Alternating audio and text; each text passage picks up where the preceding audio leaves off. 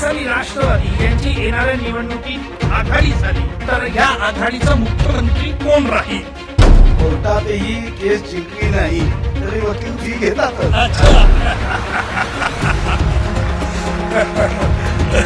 सुधीर भाऊ, इथे न्यायाधीशाची भूमिका मी घेत आहे, त्यामुळे तुम्ही न्यायाधीशाच्या भूमिकेबद्दल प्रश्न उपस्थित करू नये, नाही तर न्यायालयाचा अवमान केल्याची कारवाई देखील केली. युती होण्याचा प्रश्नच नसल्यामुळे आणि शिवसेना 100% सत्ता काबीज करणार असल्यामुळे उद्धवजी ठाकरे आपण रावते साहेबांचं उत्तर ऐकलं असलं तर या पलीकडे आपण त्यांनीच करावं. तुम्हाला त्याचं उत्तर खरं वाटतंय? आश्चर्य, इतके वर्ष तुम्ही राजकारणात आहात.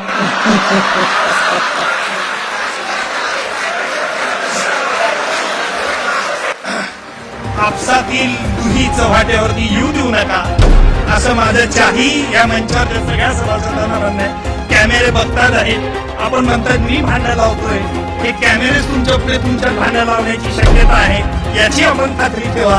आणि काँग्रेसचा पर्याय निघाला खऱ्या खुऱ्या न्यायालयात तुम्ही माझ्यासमोर कधी येऊ नका, कारण तेथे आरपारची लढाई असते. अजित दादा आणि सुप्रियाताई दोघेही माझे समर्थक, त्यामुळे वारंवार त्यांच्या बाबतीत प्रश्न विचारून आरोपीची अधिक अडचण आपण करू नये.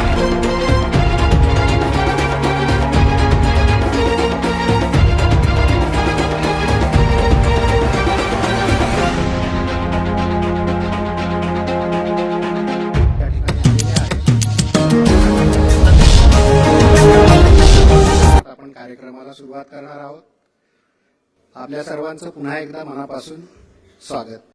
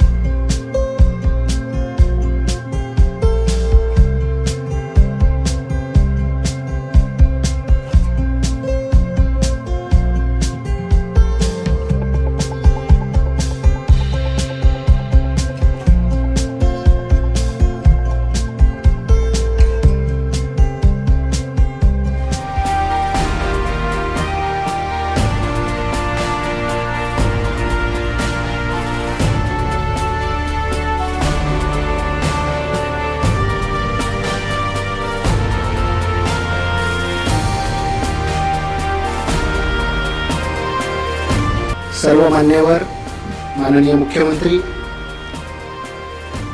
आपल्या सर्वांचं या ठिकाणी लोकमत परिवाराच्या वतीने हार्दिक स्वागत करतो. आजचे आपले प्रमुख अतिथी माननीय मुख्यमंत्री श्री देवेंद्रजी फडणवीस यांना मंचावर घेऊन येण्याची विनंती मी लोकमत मीडियाचे चेअरमन श्री विजयबाबू दर्डा, लोकमतचे editor in chief Rajanbabu Darda यांना करतो. त्यांच्यासोबतच विधान परिषदेचे सभापती माननीय श्री रामराजे नाईक निंबाळकरजी, विधानसभेचे अध्यक्ष माननीय श्री हरिभाऊ बागडेजी, संसदीय कार्यमंत्री श्री गिरीश बापटजी यांनाही मी मंचावर येण्याची विनंती करतो.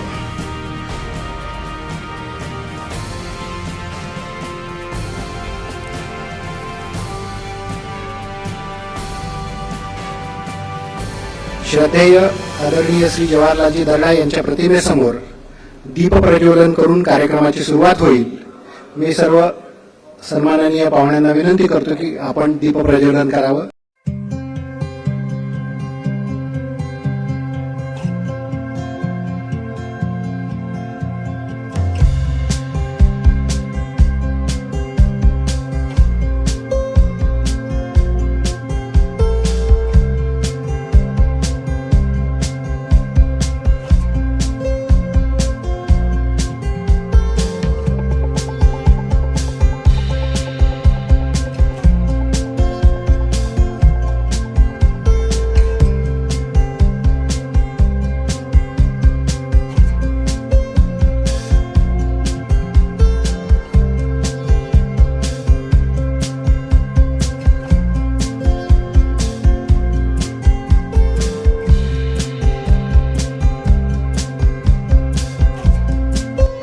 आपण बसू शकता त्या खुर्चीवर. आपल्या शेजारी धनंजय मुंडेंची खुर्ची आहे, तेही आपल्या शेजारी बसतील.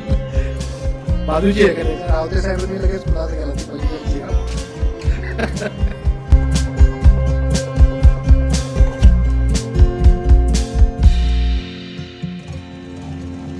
विधानसभेचे माजी अध्यक्ष ज्येष्ठ विचारवंत बाळासाहेब भारदे यांनी विधानसभेबद्दल आणि तेथे चालणाऱ्या वैधानिक कामकाजाबद्दल नेमकी काय व्याख्या केली यासाठी मी विधिमंडळाच्या लायब्ररीतून जेव्हा एक पुस्तक घेतलं त्यात अतिशय सुंदर अशी व्याख्या त्यांनी केलेली होती. ती या ठिकाणी मी वाचून दाखवतो आणि आजच्या कार्यक्रमाची सुरुवात करतो, कारण ती अत्यंत औचित्यपूर्ण अशी या कार्यक्रमाच्या निमित्तानाची व्याख्या आहे. बाळासाहेब भारदे म्हणतात, विधानसभा हे लोकशाहीचे महामंदिर आहे. जनता जनार्दन ही त्याची स्वयंभू सार्वभौम देवता आहे. लोकप्रतिनिधी हे त्या देवतेचे उपासक, तर त्या उपासकांचे सेवा साधनेचे संवाद म्हणजे विधिमंडळातील चर्चा असते. सत्ता आणि सेवा, विरोध आणि विनोद, शक्ती आणि युक्ती, वाद आणि संवाद, कर्तृत्व आणि वक्तृत्व, मान आणि इमान, नय आणि विनय, निष्ठा आणि प्रतिष्ठा, सवाल आणि जवाब, आवेश आणि आर्जव इत्यादी गोष्टींचा पावन संगम या विधानसभेत अनुभवण्यास मिळतो. तोंड सांभाळून बोल कसा लावावा, वैर सोडून वार कसा करावा, नरम होऊन वर्म कसे भेदावे, दुजाभाव असून बंधुभाव कसा ठेवावा, अल्पमताने बहुमताला व बहुमताने लोकमताला कसा साथ प्रतिसाद द्यावा आणि ही सर्व संधाने बांधण्यात लोकसेवेचे अनुसंधान कसे सुटू नये, या सर्व गोष्टीचे दक्षतापूर्वक परिपालन म्हणजे वैधानिक कार्य. मला वाटतं आता अधिवेशन चालू आहे, त्यानिमित्तानं ही व्याख्या अत्यंत पूरक अशी आहे. गेले 2 दिवस झाले आपण बघतोय काय चाललंय काय नाही संसदेत, विधान भवनात. मित्रो, कार्यक्रमाची सुरुवात पुष्पगुच्छ न देता पुस्तक भेट देऊन करावी अशी सूचना याच सरकारने केली होती आणि त्या सूचनेचं आम्ही देखील पालन केलेलं आहे. आज या ठिकाणी विनोबा भावेंचं पुस्तक देऊन सर्व पाहुण्यांचं स्वागत केलं जाईल. मी सर्वप्रथम लोकमत मीडियाचे चेअरमन आदरणीय श्री विजयबाबू दर्डा यांना विनंती करतो की त्यांनी माननीय मुख्यमंत्री देवेंद्रजी फडणवीस यांचं पुस्तक देऊन स्वागत करावं.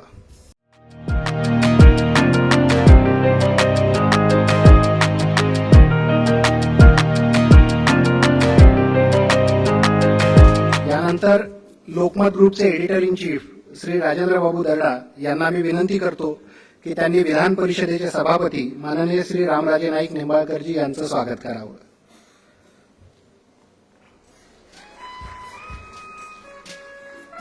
यानंतर लोकमतचे समूह संपादक श्री दिनकरजी रायकर यांना मी विनंती करतो की त्यांनी विधानसभेचे अध्यक्ष माननीय श्री हरिभाऊजी बागडे यांचं स्वागत करावं.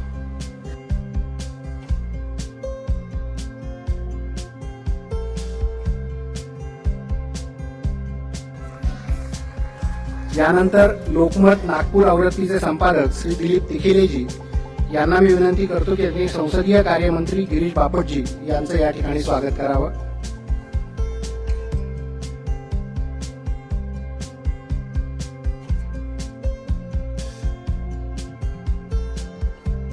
मित्रो, बातम्या कशा लिहाव्यात आणि त्या कशा शोधाव्या याचा वस्तुपाठ असणारे लोकमतमध्ये काम करणाऱ्या प्रत्येकाचे चालते बोलते विद्यापीठ असा आम्ही ज्यांचा आदराने उल्लेख करतो ते आमचे एडिटर इन चीफ माननीय श्री राजन बाबू दर्डा यांना मी आता प्रास्ताविक करण्याची विनंती करतो.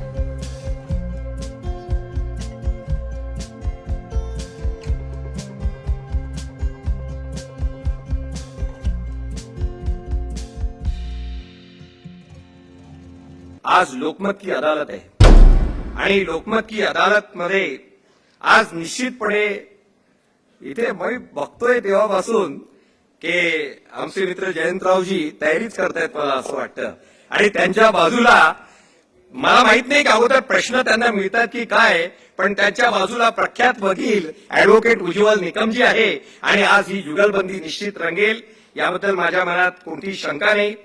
आज जुगलबंदीला आज या बाजूनी सुधीर भाऊ बसणार आहे आणि सुधीर भाऊंबद्दल एकच गोष्टीचा उल्लेख केला पाहिजे की सुधीर भाऊ विरोधी पक्षात असताना सगळ्या मंत्र्यांना इतके पत्र पाठवायचे आणि फक्त पत्र नाही पाठवायचे कामाला, नंतर स्मरणपत्र नंबर 1, स्मरणपत्र 2, 3, 4 आणि मग हाऊसमध्ये सुधीर भाऊ म्हणायचे, मंत्री महोदय तुम्ही आमच्या प्रश्नाची धड उत्तर सुद्धा देत नाही. सुधीर भाऊ आपल्या प्रश्नाला मी उत्तर दिलं नाही, ते उत्तर नाही, ती पत्राची पोच आहे. आणि मला आठवतं की सर्व शिक्षा अभियानातील कंत्राटी कामगारांचा प्रश्न ते सातत्याने या ठिकाणी हाऊसमध्ये आणायचे आणि मंत्र्यांचं उत्तर सुद्धा ठरलेलं होतं. हे त्यांनाही माहित होतं की उत्तर काय मिळणार, प्रश्न काय होतं हे मंत्र्यांना माहित. आणि आज गंमत अशी की सरकार बदललं म्हणून प्रश्नाचं उत्तर बदलत नाही, सुधीर भाऊ सुद्धा अर्थमंत्री म्हणून त्या प्रश्नाला नेमकं तेच उत्तर देतात. मला असं वाटतं की हीच शेवटी लोकशाही आहे. आज आपण सगळे आलात, आपलं मनापासून मी आभार व्यक्त करतो. धन्यवाद. जय हिंद, जय महाराष्ट्र.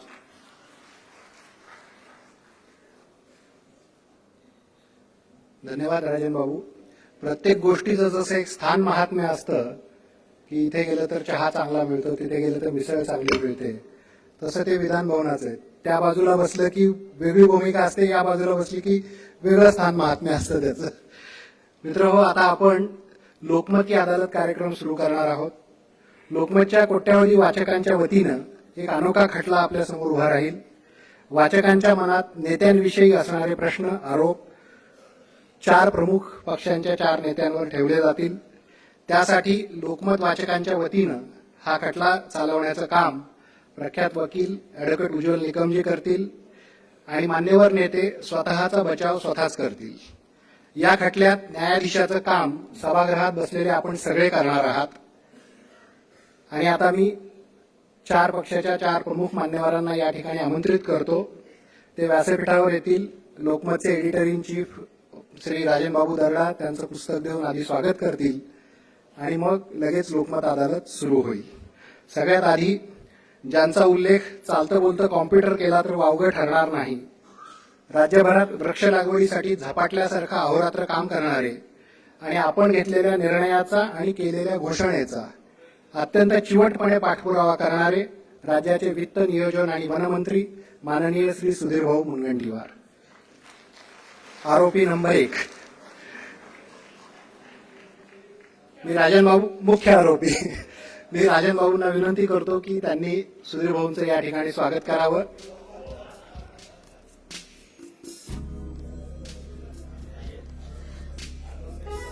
आधी सत्कार, मग आत बसतील ते.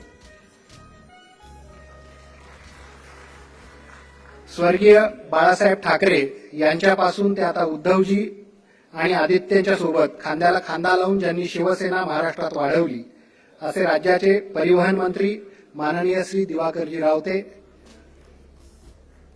देवेंद्र भाऊ यांना सहआरोपी म्हणून, मुख्य आरोपी आणि सहआरोपी.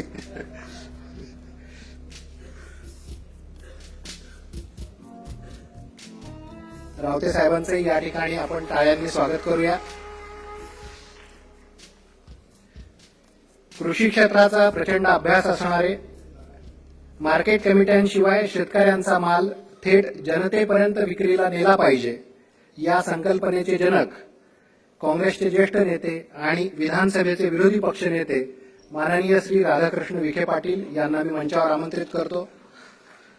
त्यांचंही स्वागत या ठिकाणी राजेंद्र बाबू करतील.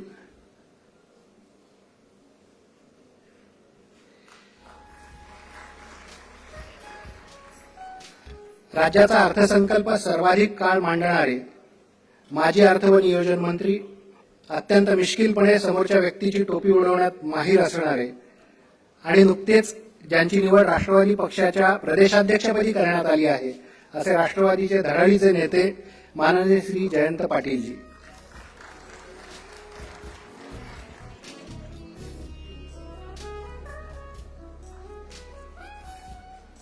अजमल कसाबला फाशीच्या शिक्षेपर्यंत नेणारे, अनेक गंभीर खटल्यात न्यायासाठी लढणारे आणि लोकमत वाचकांच्या वतीनं आजच्या या खटल्याचे ज्येष्ठ वकील माननीय श्री उज्ज्वल निकम हाजीर हो.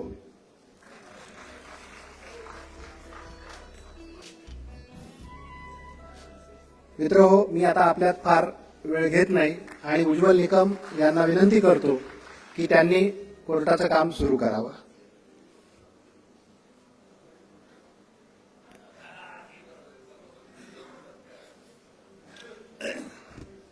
नमस्कार, मैं उज्ज्वल निकम लोकमत की अदालत में आपका सहर्ष स्वागत करता हूं.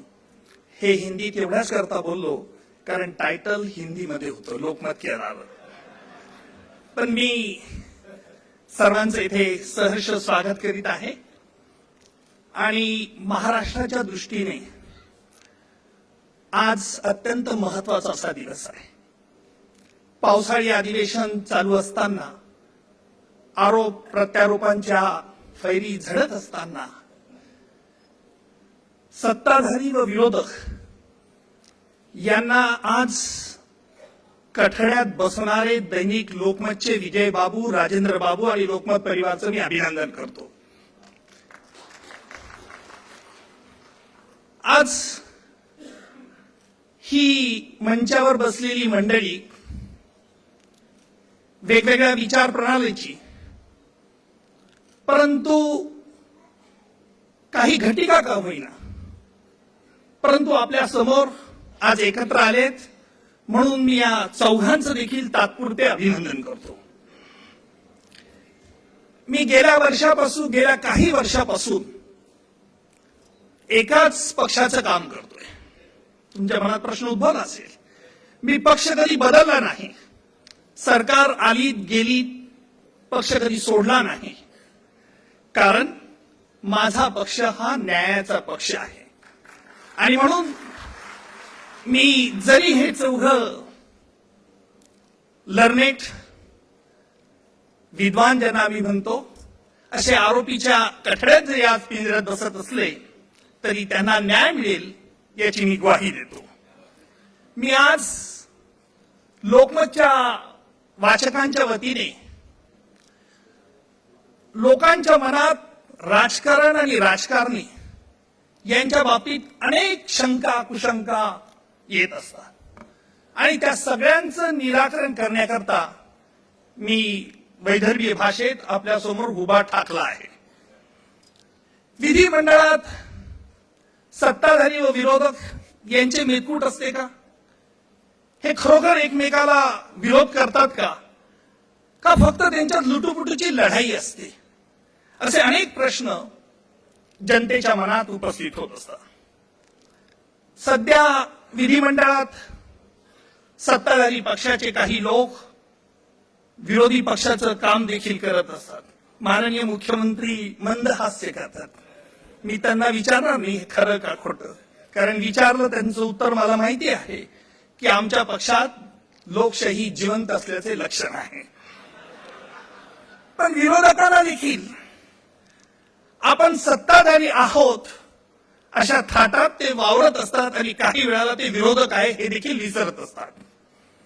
आम्हा जनतेच्या मनात सत्ताधारी व विरोधक यांच्या अतिशय साध्या व सोप्या व सरळ व्याख्या आहे.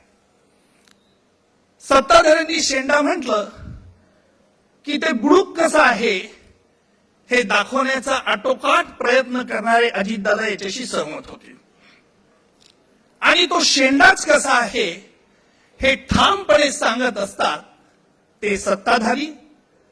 आणि त्याच्यामुळेच मला बांधकाम मंत्री चंद्रकांत दादा यांचं म्हणणं की महाराष्ट्र आज खड्डेमुक्त झाला आहे हे देखील पटायला लागलंय. चाय पे चर्चा करताना आम्ही स्थानिक राजकारणापासून तर आंतरराष्ट्रीय राजकारणापर्यंत चर्चा करतो. सिंगापूर येथील समिटमध्ये अमेरिकेचे डोनाल्ड ट्रम्प जिंकले की उत्तर कोरियाचा किम हा हारला, असा निरर्थक वादही आम्ही घालतो. आम्ही जनता कोणाची लायकी काढू शकतो, परंतु जनतेची अशी निंदात्मक मते आपण मनावर घेत नाहीत ही फार चांगली गोष्ट आहे. परंतु आपण कुणाचंच काही मनावर घेत नाही ही देखील वाईट गोष्ट आहे. वकिलांवरती नेहमीच एक दुष्ट आरोप करण्यात येतो. काळ्याचं पांढरं, पांढऱ्याचं काळं, खऱ्याचं खोटं, खोट्याचं खरं असा भास व आभास निर्माण करणारे आम्ही शब्दाचे मांत्रिक असतो, असा वकिलांवर एक दुष्ट आरोप करण्यात येतो. परंतु खऱ्याचं खोटं, खोट्याचं खरं हे फक्त काळ्या कोटातूनच करता येत असं नाही. जनतेने बघितलं आहे की पांढऱ्या कपड्यातूनही हे काम चांगलं करता येतं.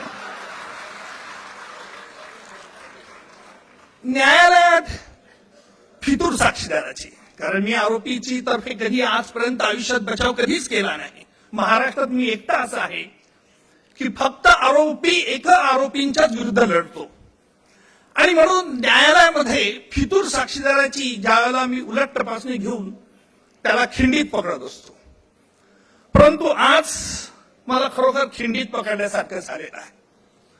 कारण असं आहे की कधी हात धनुष्यबाण घेऊन कमळावरती नेम जातो, तर कधी कमळातून हातावरती बाण मारला जातो.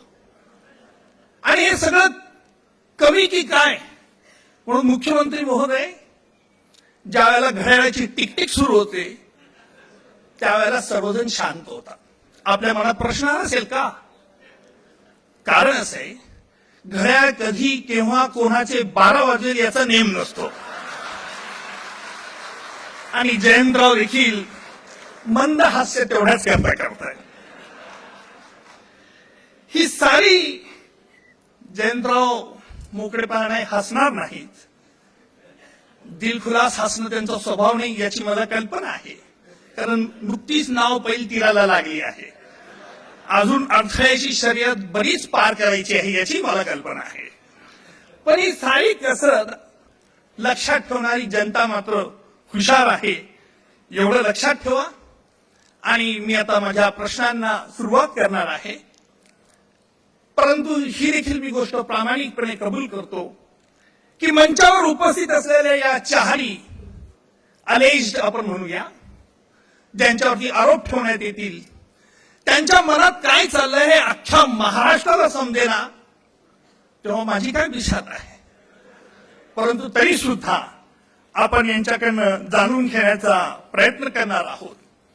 माझा पहिला प्रश्न या चारही मंडळींना एक असेल की पहिला प्रश्न माझा असा आहे, चारही पक्षाच्या लोकांना मी विचारणार आहे की निवडणुका जवळ आल्या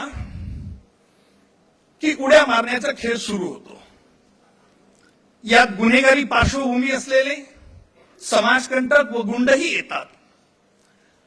आपल्या चौघांच्या प्रश्नांवरती जनतेचा असा आरोप आहे, लोकमतच्या वाचकांचा असा आरोप आहे की पक्षवाढीच्या नादात आपण येईल त्याचं निर्माल्य करून घेतात. परंतु अशाने पक्षाची सूज वाढते, ताकद नाही. तर सुधीर भाऊ, आपल्याला याबद्दल काय म्हणायचं, या आरोपाबद्दल? महामानव डॉक्टर बाबासाहेब आंबेडकरांनी जी घटना दिली त्या घटनेनुसार ज्याला ज्याला राजकीय क्षेत्रात उभं राहण्याचा अधिकार आहे त्या अधिकाराचं हनन कोणताही पक्ष करू शकत नाही. सर्वोच्च न्यायालयाने नुकताच निर्देश दिलेला आहे, भाऊ एक मिनिट थांबवतो, की गुन्हेगारी प्रवृत्तीच्या व्यक्तीला निवडणूक लढविण्याचा अधिकार नाही.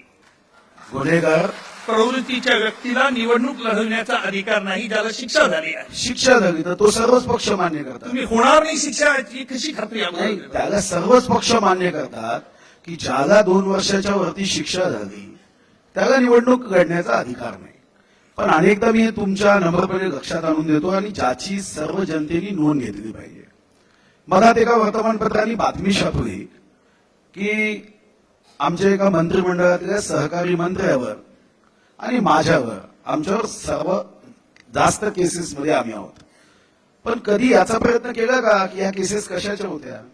या केसेस राजकीय केसेस होत्या, जे आता शून्यावर आहे. राजकीय आता- केसेसबद्दल भाऊ एक मिनिट वेळ कमी, आपल्याला लिमिटेशन दिलेलं आहे. राजकीय केसेसबद्दल मी समजू शकतो, परंतु ज्यांच्यावरती खून, बलात्कार असे गंभीर स्वरूपाचे आरोप आणि खटले असतात, अशा देखील आपला पक्ष सामावून घेतो. हे प्रामाणिकपणे जनतेसमोर कबूल केलं. अशा लोकांना आमचा पक्ष साधारणतः सामावून घेत नाही. निश्चितपणे म्हणजे एक सुधीर भाऊंनी कबूल असे लोक भारतीय जनता पार्टीमध्ये, तुम्ही जर आमच्यापैकी आमच्या सर्व मंत्री बघून घ्या आणि सांगा बरं आमच्या मंत्र्यांपैकी एक कोण आहे? महोदयांचं नाही सुधीर भाऊ, सध्या माझा असा प्रश्न आहे, वाद नको, की अशा लोकांना घ्यावं की न घ्यावं हा फक्त प्रश्न होता. आपण त्याचं उत्तर दिलंय. विखे पाटील साहेबांकडे जाऊया, वेळ कमी आहे. पण या 2-3 वर्षात पाहिलं की बऱ्याच लोकांचं उदातीकरण करण्याचा प्रयत्न झाला. कारण सुधीर भाऊंचंच मला आश्चर्य वाटतं की सगळ्यात मोठा पक्ष जगामध्ये झाला असं ते म्हणतात, परंतु त्या निमित्तानं गेल्या 2-3 वर्षामध्ये ज्या महापालिका किंवा अन्य निवडणुकीमध्ये जे चित्र पाहायला मिळतं ते दुर्दैवी आहे. पण ही मान्य करतो की राजकारणात गुन्हेगारीकरण हे संपलं पाहिजे आणि सगळ्या राजकीय पक्षांची एक आचारसंहिता आता पक्षांनी स्वतःवरच लादली पाहिजे, किंबहुना आता निवडणूक आयोगानं ते पुढे आलं पाहिजे. म्हणजे कारण आपला पक्ष- कन्व्हिक्शन झाल्याशिवाय आपला पक्ष या मताशी सहमत आहे की गुन्हेगारी ज्यांच्याबद्दल खटले दाखल झालेले आहेत, गंभीर स्वरूपाचे आरोपाचे, त्यांना पक्षाने त्यांचा विचार करू नये अशी आपली पक्षाची भूमिका असावी, असं आपलं मत आहे. 100% की गुन्हेगारीकरण आहे, कन्व्हिक्शनची वाट पाहिजे गरज नाही. गरज नाही. गंभीर राष्ट्रवादी स्वरूपाचा गुन्हा असेल तो निवडणूक लढवण्यात अपात्रच ठरला पाहिजे असा आपण निर्णय घेतला. राष्ट्रवादी कोणत्याही परिस्थितीत गुन्हा ज्याच्यावर रजिस्टर झालेला आहे आणि बहुतेक हा त्यात कल्प्रिट आहे असं वाटेल तर त्या माणसाला उमेदवारी दिली जाता कामा नये, देऊ नये अशी भूमिका प्रत्येक पक्षाची असली पाहिजे. शिवसेना समाजामध्ये जे वाघ आहेत ते कधी वाल्मिकी होऊ शकत नाहीत आणि सगळेच रामायण होऊ शकत नाही, याची आमच्या दृढ श्रद्धा आहे. आणि आमच्या स्वतःच पूर्ण समाजामध्ये कार्यकर्तृत्व करणाऱ्या शिवसैनिकांची एवढी भली मोठी फळी आहे की आम्हाला अशी लोक घाबरून असतात, लांब राहतात, आमच्यापर्यंत यायचा प्रयत्न करत नाही, कारण तो समाजावर गुंड आपल्याला आघात घाबरून करतो, त्याला असतात. आम्ही जवळ घेत नाही. हे गुंड अनुभवित आहे. आपण रावतेसाहेब, गुंड आपल्याला घाबरून असतात, त्यामुळे गुंड आपल्या पक्षात येत नाही हे म्हणणं रेकॉर्ड झालं. नेक्स्ट पुढचं मी विचारतो. चौघांची मते नोंदवलेली आहेत.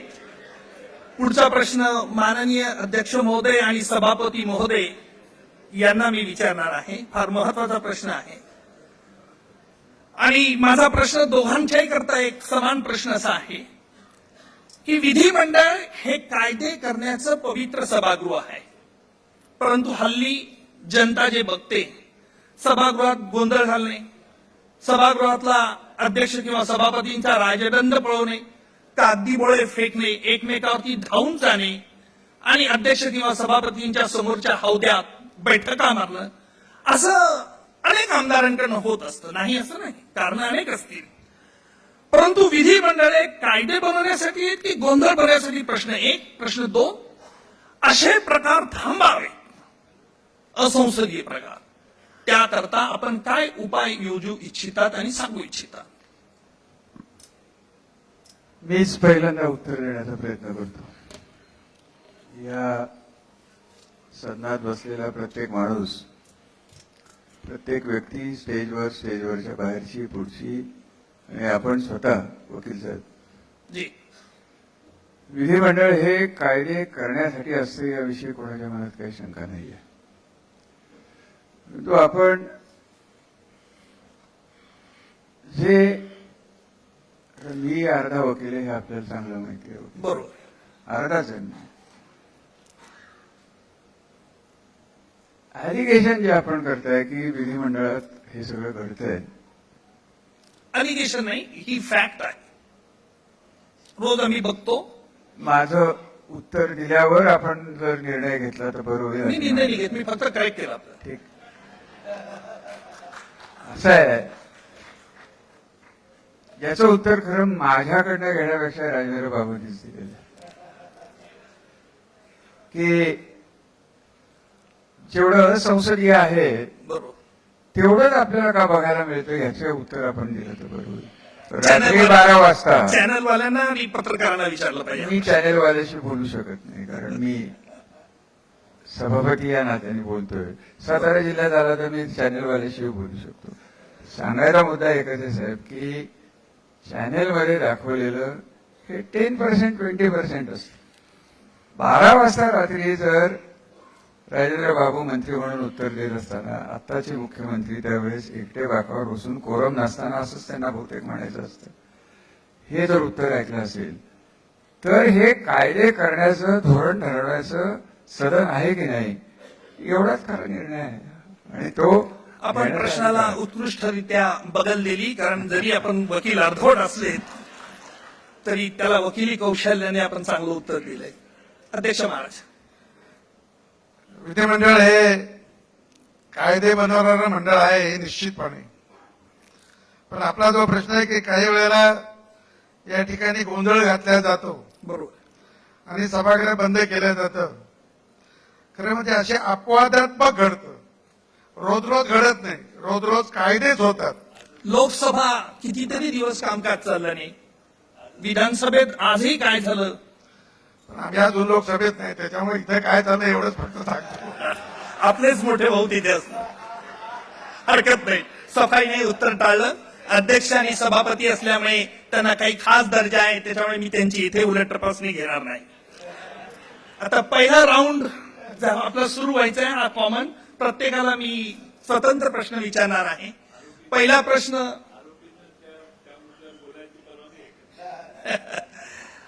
प्रश्न परत सुधीर भाऊंना आहे.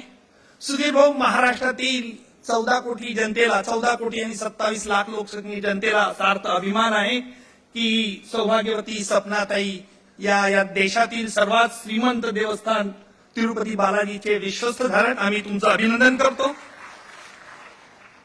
आमचा प्रश्न असा आहे आणि आरोपी असा आहे की बालाजींच्या या महाप्रसादानंतर आता आपण बालाजींकडे राज्यातल्या नंबर 1 ची खुर्ची मागत असल्याची चर्चा सर्वत्र आहे. ही खुर्ची आपल्याला नरेंद्रजी मोदी देतील की बालाजी देतील? ही खुर्ची ना नरेंद्रजी देतील ना बालाजी देईल. मी ज्या पक्षात आहे त्या पक्षाचं उद्दिष्ट पथ का अंतिम लक्ष्य नहीं है, सिंहासन पर चढते जा. बहुत खूप, बहुत खूप. आणि आम्ही बालाजीकडे मागतो ती महाराष्ट्राच्या क्रमांक 1 ची खुर्ची नाही. आम्ही मागतो की विधानसभेच्या खुर्चीपेक्षा, संसदेच्या खुर्चीपेक्षा 1,45,000 फुटाच्या मंत्रालयातल्या 502 नंबरच्या या केबिनच्या खुर्चीपेक्षा जनतेच्या हृदयातली खुर्ची महत्वाची आहे. ती मात्र बालाजीकडे मागतो. सुधीर भाऊ, आणि त्यासाठी मोदीजीकडे जायची आवश्यकता नाही. सुधीर भाऊ अतिशय खुश, माननीय मुख्यमंत्री देखील खुश आणि जनताही खुश. जनताही खुश. परंतु त्या अनुषंगाने माझा दुसरा प्रश्न आपल्याला असा आहे की नुकताच शिर्डी संस्थानने विदर्भाला काही लाख कोट्यावधी देणगी दिल्याची देखील चर्चा आहे. योग्य अयोग्य या वादात नाही शिरायचं, परंतु तशी आपण बालाजींकडे काही महाराष्ट्रात नवीन नवीन ज्या योजना सुरू झालेल्या आहेत त्या योजनेकरता काही आर्थिक मदत घेऊ शकाल? निश्चितपणे त्यांचे अनेक प्रस्ताव हे महाराष्ट्रासाठी आले आहे. आणि दुसरं वैशिष्ट्य याची कदाचित आपल्याला माहिती असेल की भगवान तिरुपतीसाठी जसं माझ्यासाठी मराठवाड्याची भूमी ही पवित्र आहे, कारण माझी सासरवाडी आहे, तर तिरुपती भगवानासाठी महाराष्ट्राची भूमी पवित्र आहे, कारण माता महालक्ष्मी ही महाराष्ट्राची आहे. महाराष्ट्राचे तिरुपती जावई आहे. जावयाचं कामच असतं की आपल्या सासूरवाडीचं व्यवस्थित कल्याण झालं पाहिजे. तुम्ही विखे पाटलांना विचारा, जयंत पाटलांना, कोणाला. सुधीर भाऊ, तुम्ही आम्हाला आश्वासन देत आहात की आम्ही विदर्भ आणि पश्चिम महाराष्ट्र असा काही भेद करणार नाही, संपूर्ण महाराष्ट्राकरता आपण आर्थिक मदत आणाल, आपलं उपक्रम स्तुत्य राहील. आम्ही अभिनंदन करतो. रावते साहेब, आपण शिवसेनेचे सगळ्यात ज्येष्ठ मंत्री आहात. बाळासाहेबांबरोबर आपण काम केलं, उद्धव सरकारांबरोबर देखील आपण काम करत आहात. पण उद्धव सरकारांच्या काळात विधानसभेत निवडून आलेल्या कॅबिनेट मंत्रीपद मिळत नाही. अपवाद फक्त एकनाथजी शिंदेचं आहे किंवा गुलाबरावांचं आमच्या जळगावचा.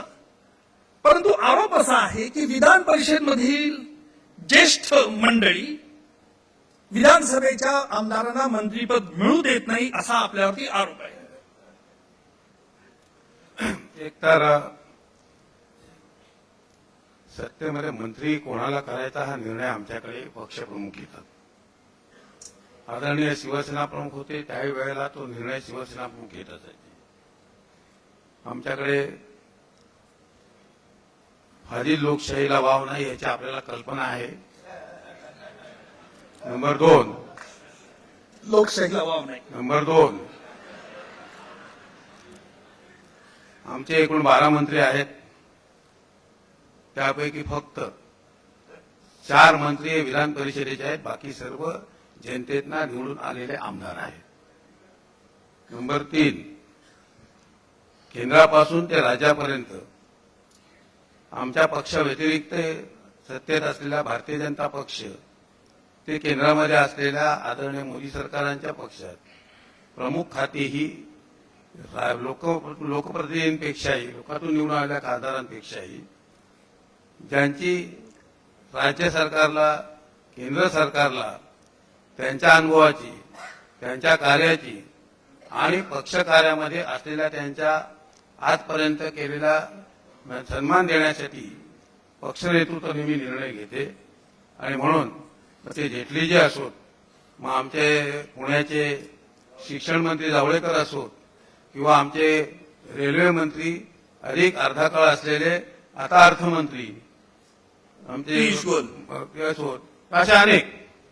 तेव्हा विधानसभा असो की विधान परिषद थोडक्यात आपल्याला असंच म्हणायचं आहे नाही विधानसभा असो की विधान परिषद असो या दोन्ही माध्यमातून जनसेवेचा एक वेगळा आणि आगळा आयाम सुरुवातीला इथे मांडण्यात जो आला की ही मंदिरं कशी आहेत त्या मंदिराकरता रात्रंदिवस झटणारे आणि समाजसेवा करणारे ठीक आहे. जे जे पक्षाला प्रमुखाला आपल्याला वेळ कमी वाटतं आहे. तेव्हा अन्यायाचा विषय नसून संधीचा विषय आहे.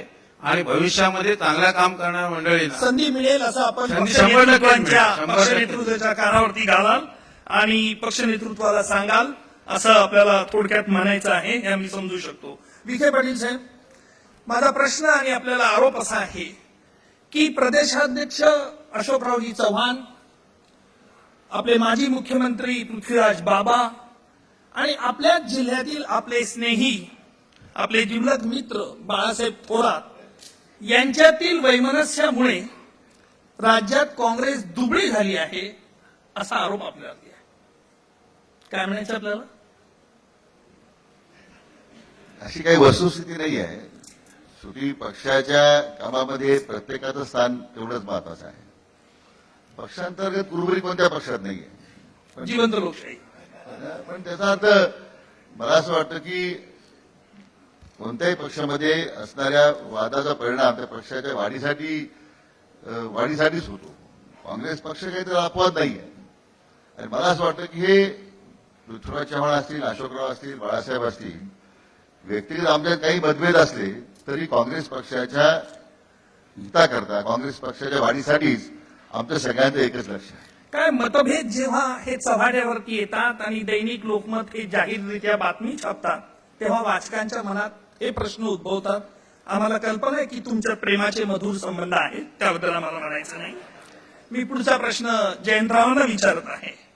जयंतरावजी, आपण नुकतेच राष्ट्रवादीचे प्रदेशाध्यक्ष झाले.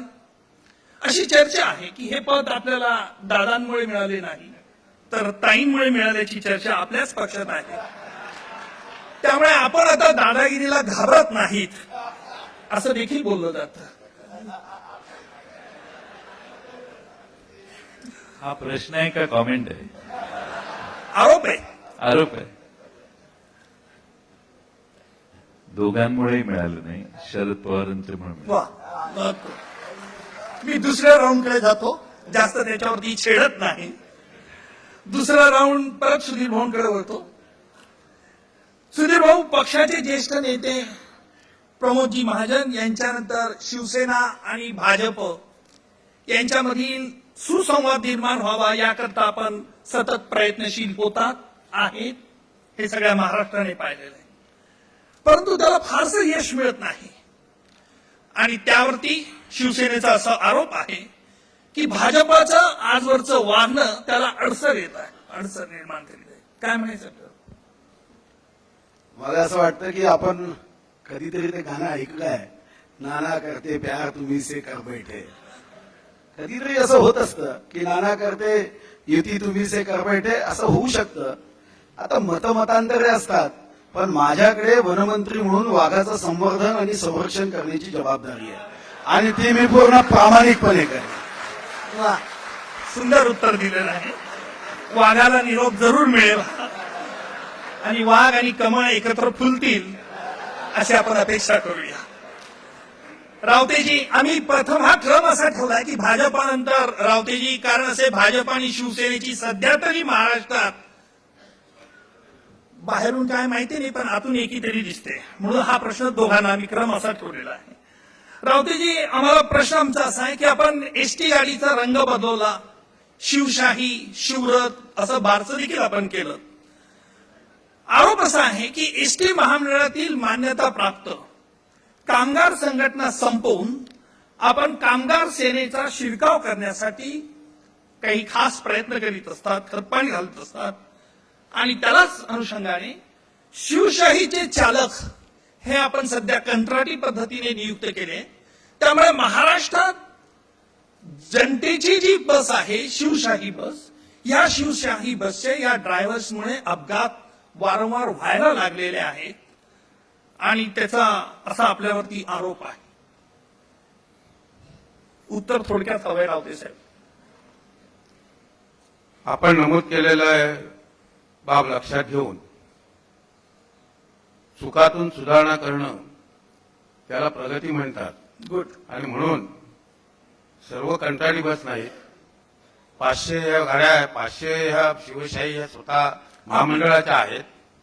आतापर्यंत 400 गाड्या ह्या फक्त कंत्राटी पद्धतीच्या आलेल्या आहेत आणि पुढच्या गाड्या त्यांच्या घेण्या अगोदर CIRT मध्ये म्हणजे पुण्याला या सर्व या चालकांची तातडीने भरती करून त्यांना 45 दिवसाचं प्रशिक्षण द्यावं आणि त्याच्यानंतर आम्ही त्यांची वाहतूक म्हणजे रावते साहेब, इन शॉर्ट अशा प्रकारे आम्ही निर्णय घेतला. इन शॉर्ट रावते साहेब, जी चूक झाली ती प्रामाणिकपणे आपण कबूल केली. तुमच्या मनाच्या श्रीमंतीला मी दाद देतो. Mistakes to be rectified and not to be ratified. चुका दुरुस्त करणं हा शहाणपणाचा मार्ग आहे, चुका रेटून नेणं हा मूर्खपणाचा मार्ग आहे. आपण पहिल्या सदरात येतात, चुका रेटून नेत नाही. अभिनंदन तुमचं. विखे पाटील साहेब, आपल्याला प्रश्न माझा आहे की आपली आणि नामदार मुख्यमंत्री महोदयांची दोस्ती ही सर्वश्रुत आहे. आपल्या या मैत्रीचे दाखले खासगीत अनेक नेते सांगतात, पतंगबाजी करतात आणि आनंद देखील लुटतात. मात्र या पावसाळी अधिवेशनात आम्ही काय पाहिलं? आपण मुख्यमंत्र्यांवरती शरसंधान केलं आणि माननीय मुख्यमंत्र्यांनी देखील आपले विरोधी पक्ष नेत्याच्या राजीनाम्याची मागणी केली. प्रश्न आम्हाला असा आहे की ही सदनामधली, सभागृहातली लढाई लुटूपुटूची तर लढाई नव्हती ना? विखे पाटील साहेब, आमच्या दोघांच्या मैत्रीबद्दल शंका घेण्यात अजिबात कारण नाही. आम्ही मित्र आहोतच, पण राजकारणाच्या पलीकडली मैत्री आहे. आणि व्यक्तिगत सभागृहामध्ये अनेक विरोधी पक्ष नेते, मंत्री, मुख्यमंत्री आपण पाहिले, परंतु राज्याच्या हिताचा ज्यावेळी निर्णय होतो आणि सरकार ज्यावेळी चुका करतं त्या मैत्रीचा आणि त्या पदावर काम करताना त्याचा काही संबंध नाही. मी आपल्याला हे मी समजू शकतो, मैत्री असणं वाईट नाही. आता आपल्याला विचारतो, आपण ज्यावेळी दोन पक्षकार म्हणून आपण एक आरोपीच्या आणि पक्षकाराची बाजू घेतो. आपल्या मी आरोपीची कधी घेतली नाही, आरोपीचा वकील असेल तो. आपण हे वकील म्हणून मित्रच असतात, असतो निश्चित. पण ज्यावेळी आपण त्या सभागृहात आपण त्या कोर्टामध्ये उभा राहतो त्यावेळी त्या मैत्रीचा संदर्भ आपण त्या निवडा करताना किंवा खटला चालवताना आपण तो येऊ देत नाही. आपल्या मैत्रीबद्दल कोणाचाही आक्षेप असायचं कारण नाही. विखे पाटील साहेब, प्रश्न असा आहे की आपल्याच पक्षाचे ज्येष्ठ नेते असं म्हणतात की आपण विरोधी पक्ष नेता म्हणून ज्या सत्ताधारी पक्षाला ज्या पोटतिडकीने अडचणीत आणलं पाहिजे ते आपण कधी सत्ताधारी पक्षाला अडचणीत आणत नाही, असा हा आरोप होता. नाही, असं मला वाटत नाही कोणी म्हणत असेल. मी जनतेचा प्रतिनिधी आहे, मी म्हणून मी जनतेचा आपल्याला सांगतो की अकराळ विक्राळपणानं बोलून विरोधी पक्ष नेता प्रभावी होऊ शकतो याच्यावर माझा विश्वास नाही. माझा जो स्वभाव आहे त्या स्वभावाप्रमाणेच मी काम करतो आणि त्या कामावर माझा विश्वास आहे. येस, जनतेचा सुद्धा त्याच्यावर विश्वास आहे असं माझं मत आहे. करेक्ट, बरोबर म्हणतात. जयंत पाटीलजी, तुम्हाला प्रश्न आमचा आहे आरोप की तुम्ही सत्तेत असताना देवेंद्रजी फडणवीस, सुधीरजी मुनगंटीवार सभागृहात गोंधळ घालायचे असा नेहमी आरोप करत होता. परंतु आता तुम्ही विरोधी बाकावरून सभागृहात गोंधळ घालतात, वेगळं काही करत नाही, सत्ताधाऱ्यांना त्यांची बिलं मांडू देत नाहीत, असा देखील आपल्यावरती आरोप आहे. मी कधी देवेंद्र फडणवीस आणि मुनगंटीवार यांनी सभागृहात गोंधळ घातला असं कधी आरोप नाही केलेला.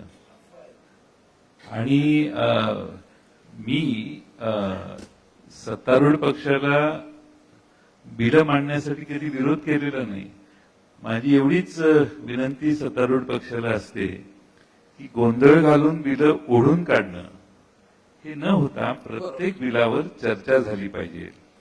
आणि विरोधी पक्षाला सभागृहामध्ये जास्त बोलायची संधी यासाठी द्यायची असते की आपल्या बिलाचं दुसऱ्या बाजूने जे ऑडिट झालेलं आहे ते मंत्र्यांनाही कळतं, सभागृहाला कळतं. चांगली आता आमची अडचण अशी आहे की कानाचं मशीन काढून ठेवून जर बिलं क्लिअर करायचं ठरलंच आपला तर मग आपला विरोधी मान- पक्षाने किती ओरडलं तरी ते कानावर जाणारच नाही. अशी परिस्थिती सभागृहात होऊ नये याच्यासाठी आपण वकील म्हणून आम्हाला संरक्षण काय देऊ शकता जरी आम्ही आरोप निश्चित करतो. निश्चित जर आरोप चुकीचा आणि खोटा असेल तर निश्चितपणे तुम्हाला त्यातून शेवटी निर्णय आम्ही देणार आहोतच जनतेच्या समक्षाने. हा दुसरा राऊंडही संपलेला आहे, आता लास्ट राऊंड. सुधीर भाऊ, पुन्हा तुम्हाला अर्थसंकल्प सादर झाल्यानंतर पुरवणी मागण्या ह्या अतिशय अपवादात्मक प्रसंगी मागण्यात येतात. विशेषतः नैसर्गिक आपत्ती झाली असेल तर सभागृहात ही पुरवणी मागणी केल्या जातात. परंतु यावर्षी सुधीर भाऊ, आपण वर्षभरात 1,00,000 कोटीपेक्षा जास्त पुरवणी मागण्या मांडल्या. याआधी असं कधी घडलं नाही. सरकारची विविध खाती, कारण त्यांनी पुरवणी मागण्या इन टाइम दिलं पाहिजे, तर कमी पडले असं याकरता आपल्याला कोणाला दोषी धरता येईल? असं आहे की मलाही जेव्हा वर्तमानपत्रात ही बातमी वाचली की या सरकारने 1,25,000 कोटीच्या पुरवणी मागण्या जेव्हापासून आम्ही शपथ घेतली तेव्हापासून मांडल्या, तर मलाही वाटलं की एकदा आकडे तपासले पाहिजे, कुठं आपल्या हातून चूक तर नाही झाली. आणि जेव्हा मी मागच्या 5 वर्षातल्या पुरवणी मागण्यांची टोटल मारली तेव्हा ती होती 1,40,40,408 कोटी. मग माझ्या लक्षात आलं की अनेकदा मीडियाचं असं होतं की माकडाचं पुच्छ 3 हत्तीचं दंत 6. आता जर बरोबर वाचलं नाही तर गडबड होते. माकडाचं पुच्छ 3, एखाद्या वाटेवर हे तर बरोबर नाही, एका माकडाला 3 पुच्छ कसं आहे, आणि हत्तीचं दंत 6 म्हणजे एका हत्तीला दात 6 कसे असू शकतात. फक्त वाचायचं योग्य असतं माकडाचं पुच्छ आणि 3 हत्तीचं दंत 6, अर्थ स्पष्ट होतो. म्हणजे आपल्याला असं म्हणायचंय की घटम बिंध्यात पटम चिंध्यात कुर्यात राजरोन एन केन प्रकारे प्रसिद्ध पुरुषो भवेत, असं आपल्याला म्हणायचं आहे की प्रसिद्धा करता देखील वर्तमानपत्र काही वेळेला माठ फोडून घेतात, काळ फोडून घेतात आणि प्रसिद्धी, हा आपल्याला आरोप करायचे समजू शकतो आम्ही. रावते साहेब, प्रश्न आरोप असा आहे की आता हा आरोप नाहीये पण आम्ही वस्तुस्थिती जाणून घेण्याचा प्रयत्न करतो. सरकारचा आग्रह आहे की सरकारी कारभार 100% मराठीत व्हायला पाहिजे. माननीय मुख्यमंत्री महोदयांनी नुकताच मराठीमध्ये कामकाज करा असा लेखी आदेश काढला. तरी सुद्धा सरकारचे अनेक सचिव फायलीवरती मराठी नोट्स न लिहिता इंग्रजीत नोट्स लिहितात. आपण रावते साहेब त्याकरता काही आग्रही राहिला नाहीत. सचिव ज्यावर लिहितात त्याला मराठीत नसती म्हणतात, फाईल म्हणत नाही. ठीक आहे, आम्हाला अनुभव नाही तो, त्यामुळे झाल्यावरती अनुभव आम्ही नक्की सांगू. मराठीमध्ये लिहा असं सांगण्याकरता सातव्यांदा ह्या सरकारला म्हणजे पहिल्या सरकारपासून गेल्या यांच्यापासून सातव्यांदा आदेश काढायला लागला. परंतु अंगा बनलेलं इंग्रजाळपण जेवढं आहे, मी ज्याला मराठीतच असलं पाहिजे आणि प्रत्येकाने मराठीत नाव लिहिलं पाहिजे. किंबहुना मी आपणालाही सांगेन की आपण जेव्हा आपली स्वाक्षरी करता मराठी सिग्नेचर, तर ती सुद्धा आपण मराठीत केली पाहिजे. आता इथे बसलेल्या 90% लोकांनी जर मनात आणलं तर ते करू शकतात, पण ते इंग्रजीत का सही करतात ते स्वतःला कधी विचारलं नाही.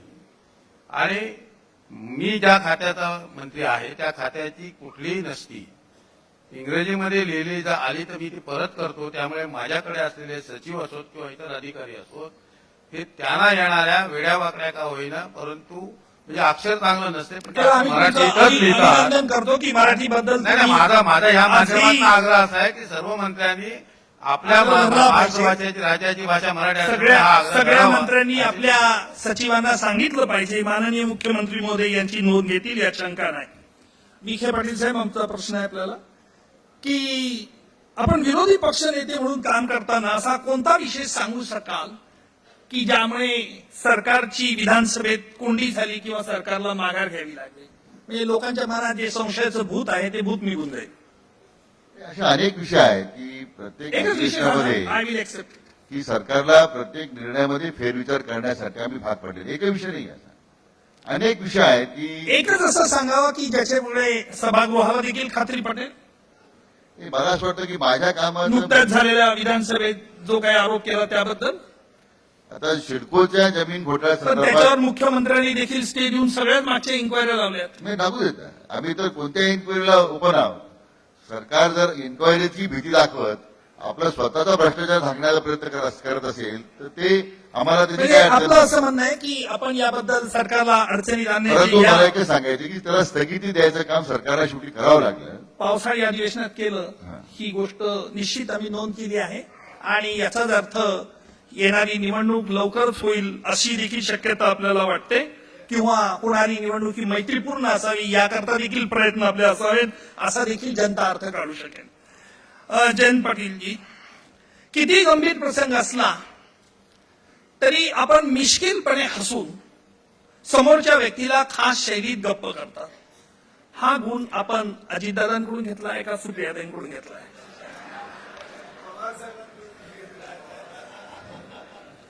त्यांना उत्तर द्यायला मोबाईल. अजित दादा आणि सुप्रियाताई हे दोघेही माझे समर्थक आहेत. त्यामुळे वारंवार त्यांच्या बाबतीत प्रश्न विचारून आरोपीची अधिक अडचण आपण करू नये ही पहिली विनंती. आपण हुशार आहात. आम्हाला आपल्यामध्ये कुठलेही मतभेद उत्तर द्यायचं राहिलं. राहता राहिला जो प्रश्न मूळ, आमचे गुरु शरद पवार साहेब. बरोबर आहे. त्यामुळे त्यांच्या पावलावरती पाऊल, 30-35-40 वर्ष काढल्यामुळे थोडं पाऊल आले. त्यांच्या पावलावरती पाऊल ठेवून कबड्डी, क्रिकेट, खो खो मध्ये सगळ्यांमध्ये कसं कोणाला हरवायचं ही देखील कलेमध्ये आपण पारंगत आहोत यात शंका नाही.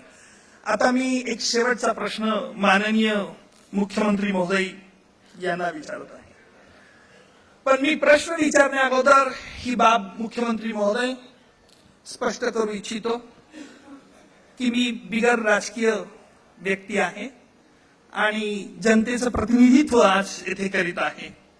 त्यामुळे आपल्याच भाषेत सांगायचं म्हणजे कि मेरा घर शीशे का नहीं है और इसलिए सीएम साहब पत्थर मारने में मुझे कोई भी एतराज नहीं होगा.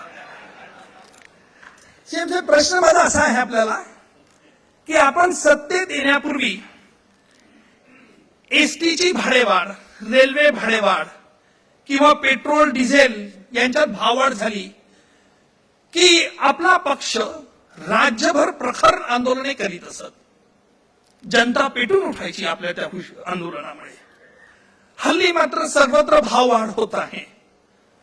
परंतु आपल्या पक्षासारखी कोणी आंदोलनं आज करताना दिसत नाही. याचा अर्थ असा समजावा का की आंदोलन करते सत्ताधारी झाले आणि विरोधक यांना आंदोलने कशाशी खातात हे फारसं उमजलं नाही आणि ते तुम्ही उमजू देत नाही? प्रामाणिक उत्तर देतो. आम्ही इतके वर्ष विरोधी पक्षात राहिलो की आम्ही सत्ता पक्षात विरोधकांसारखे वागतो आणि हे लोक इतके वर्ष सत्ता पक्षात राहिले की विरोधी पक्षात गेल्यावरही सत्ता पक्षासारखे वागतात. त्यामुळे आता आम्ही हळूहळू सत्तारूढ पक्षात राहण्यासारखं वागणं सुरू त्यांना जाणीव करून दिली केलं. आहे. ते शिकतोय आम्ही सत्तारूढ पक्षात कसं वागायचं आणि त्यांनाही शिकवायचा प्रयत्न करतोय की बराच काळ विरोधी पक्षात तुम्हाला राहायचं आहे, त्याच्यामुळे विरोधी पक्षात कसं वागायचं हे त्यांना शिकवायचा प्रयत्न करतोय. थोडक्यात मुख्यमंत्री महोदयांनी उत्तर देऊन मूळ प्रश्नाला बदल देण्याचा प्रयत्न केलाय. दुसरा प्रश्न आमचा असा आहे मुख्यमंत्री महोदयांनाच की नाणार प्रकल्प व रेल्वे बुलेट ट्रेन प्रकल्पाला शिवसेनेचा प्रखर विरोध आहे. आपण तो तडीस नेण्याचं केंद्र सरकारला अभिवाचन दिलं आहे असं ऐकिवात आहे. तरी सुद्धा आपण आत्मविश्वास आहे असं म्हणतात की हे प्रकल्प मी लादणार नाही, मी लोकांशी चर्चा करून हे प्रकल्प तडीस नेणार. याचा अर्थ असा की 2019च्या आत या प्रकल्पाची सगळी कामं सुरू होतील.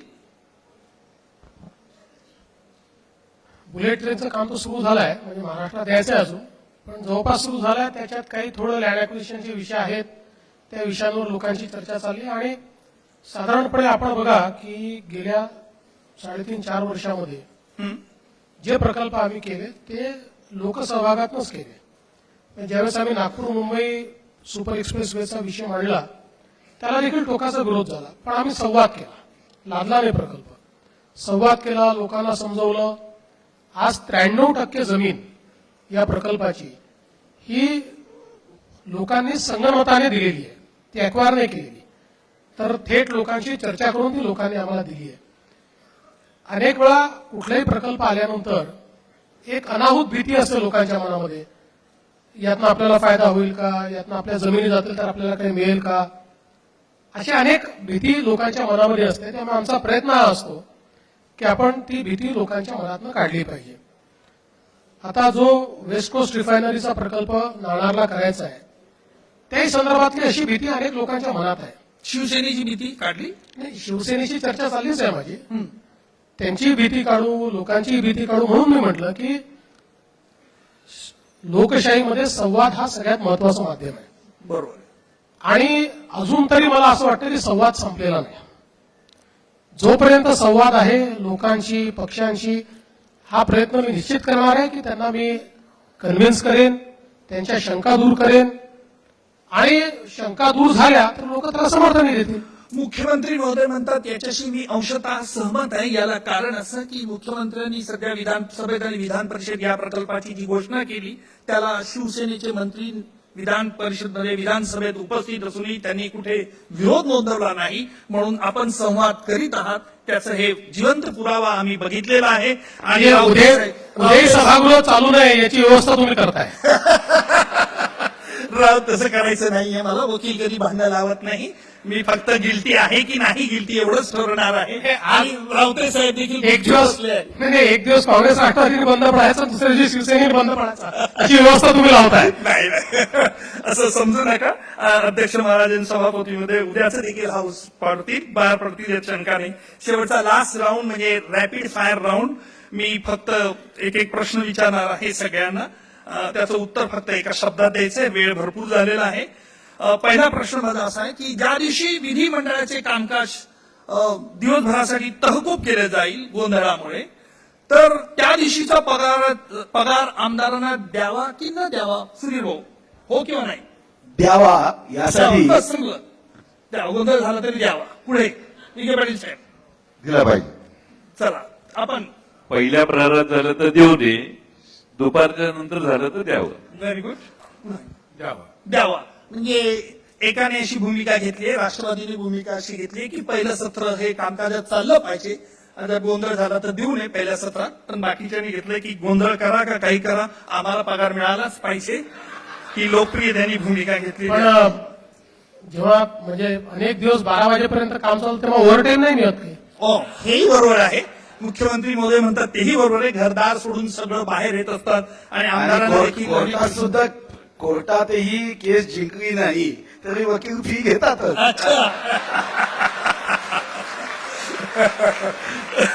सुधीर भाऊ इथे न्यायाधीशाची भूमिका मी घेत आहे, त्यामुळे मी तुम्ही न्यायाधीशीच्या भूमिकेबद्दल प्रश्न उपस्थित करू नये, नाहीतर न्यायालयाचा अवमान केल्याची कारवाई देखील केली जाईल. दुसरा माझा प्रश्न आहे रॅपिड फायर राऊंड मधला, की राज्यात सगळ्यात प्रभावी विरोधी पक्ष कोणता? ऑप्शन आहे राष्ट्रवादी, काँग्रेस, शिवसेना. आपण सांगा विरोधी पक्ष कोण सर्वात मोठा विरोधी पक्ष काँग्रेस आहे. काँग्रेस आहे. काँग्रेस पक्ष. तीन ऑप्शन पैकी घ्यायचं आहे, राष्ट्रवादी, काँग्रेस आणि शिवसेना. याच्याबद्दल काँग्रेस, राष्ट्रवादी, काँग्रेस.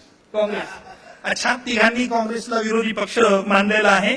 काँग्रेसच्या आणि हा विरोधी पक्ष आम्ही पुढचे 25 वर्ष मानतोय, एवढं लक्षात ठेवा. तुम्ही विरोधी पक्ष शिवसेनेला मानत नाहीत, याचाच अर्थ मुख्यमंत्री म्हणतात की आमचा संवाद चालू आहे, संवादाने प्रश्न सोडले, याचा देखील हा जिवंत पुरावा आहे. नेक्स्ट तिसरा प्रश्न, व्हॉलेटाईल प्रश्न आहे हा. स्वतंत्र विदर्भ राज्य हवे की नाही? पहिला प्रश्न सुधीर भाऊ. हवे. हवे. विदर्भाच्या जनतेच्या भावनेबरोबर आहे. जनतेच्या भावनेवर मासलेबाई उत्तर, पी के पाटील साहेब देखील वकील आहेत. विदर्भाच्या मनात ही भावना निर्माण झाली आहे ती इथली कामं झाली नाहीत म्हणून, तर ती कामं पूर्ण आधी करावी आणि मग आपल्या प्रश्नाचं उत्तर हुडकावं. मासलेबाई उत्तर.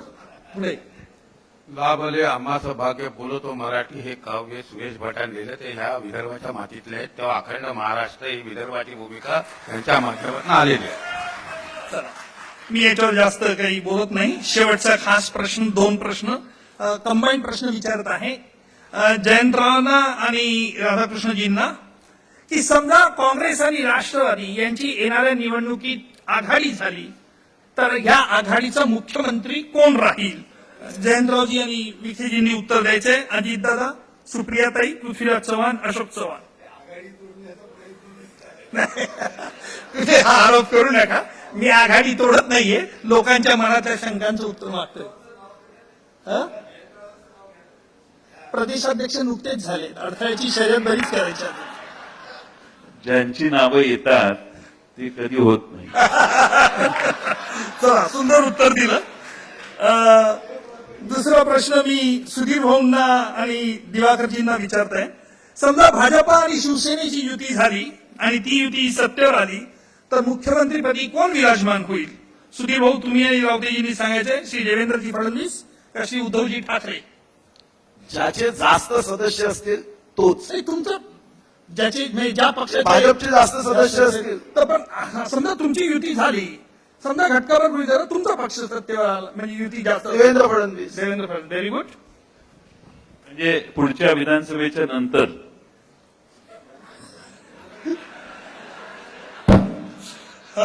रावतेजी, युती होण्याचा प्रश्नच नसल्यामुळे आणि शिवसेना 100% सत्ता काबीज करणार असल्यामुळे उद्धवजी ठाकरे तुमच्या तर मंडळी हो, वेळ भरपूर झाला आहे. सगळ्या हे जे कन्व्हिन्सिंग जे मगासपासून मुख्यमंत्र्यांचं उत्तर आहे, आपण रावते साहेबांचं उत्तर ऐकलं असेल, असं या पलीकडे आपण कन्व्हिन्स करावं. तुम्हाला त्यांचं उत्तर खरं वाटतंय? आश्चर्य, इतके वर्ष तुम्ही राजकारणात आहात.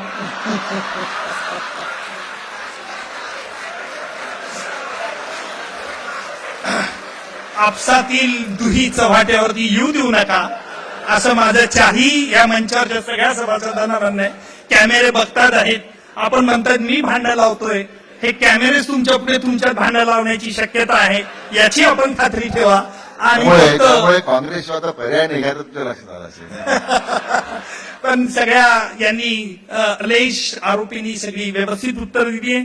काहींनी उत्तर देण्याचा टाळाटाळ प्रयत्न केला आहे, पण त्यांना मी संशयाचा फायदा जनता जनार्दनकडनं देत आहे आणि सगळ्यांना संशयाचा फायदा देऊन मोकळं करतोय. फक्त सगळ्यांना विनंती अशी आहे की खऱ्या न्यायालयात तुम्ही माझ्यासमोर कधी येऊ नका, कारण तेथे आरपारची लढाई असते. धन्यवाद. एकदा एकच मिनिट घेतो. राज्याचा मी गृहमंत्री होतो आणि कसाब आपल्या ताब्यात होता, त्याला फाशी द्यावी अशी सर्वांचीच भावना होती.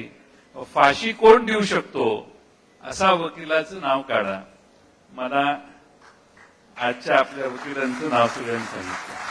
त्याला फाशी झाली या चौघातल्या कुणालाही त्यांनी फाशी दिली नाही, याबद्दल धन्यवाद.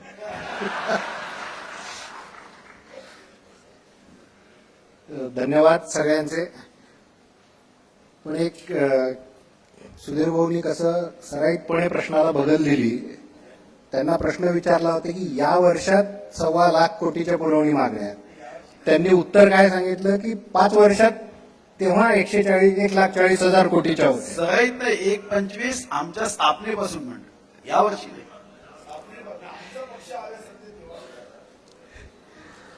आणि राष्ट्रवादी पक्षाला दोघांनीही विरोधी पक्ष मानत नाही असं म्हणून मैत्रीची जागा भाजपनी जिवंत ठेवलेली आहे. मित्रांनो, आता आपण पुरस्कार सोहळ्याकडे वळणार आहोत. त्याआधी मान्यवर ज्युरींच्या वतीने मनोगत व्यक्त करण्याची विनंती मी संसदीय कार्यमंत्री श्री गिरीशजी बापट यांना करतो.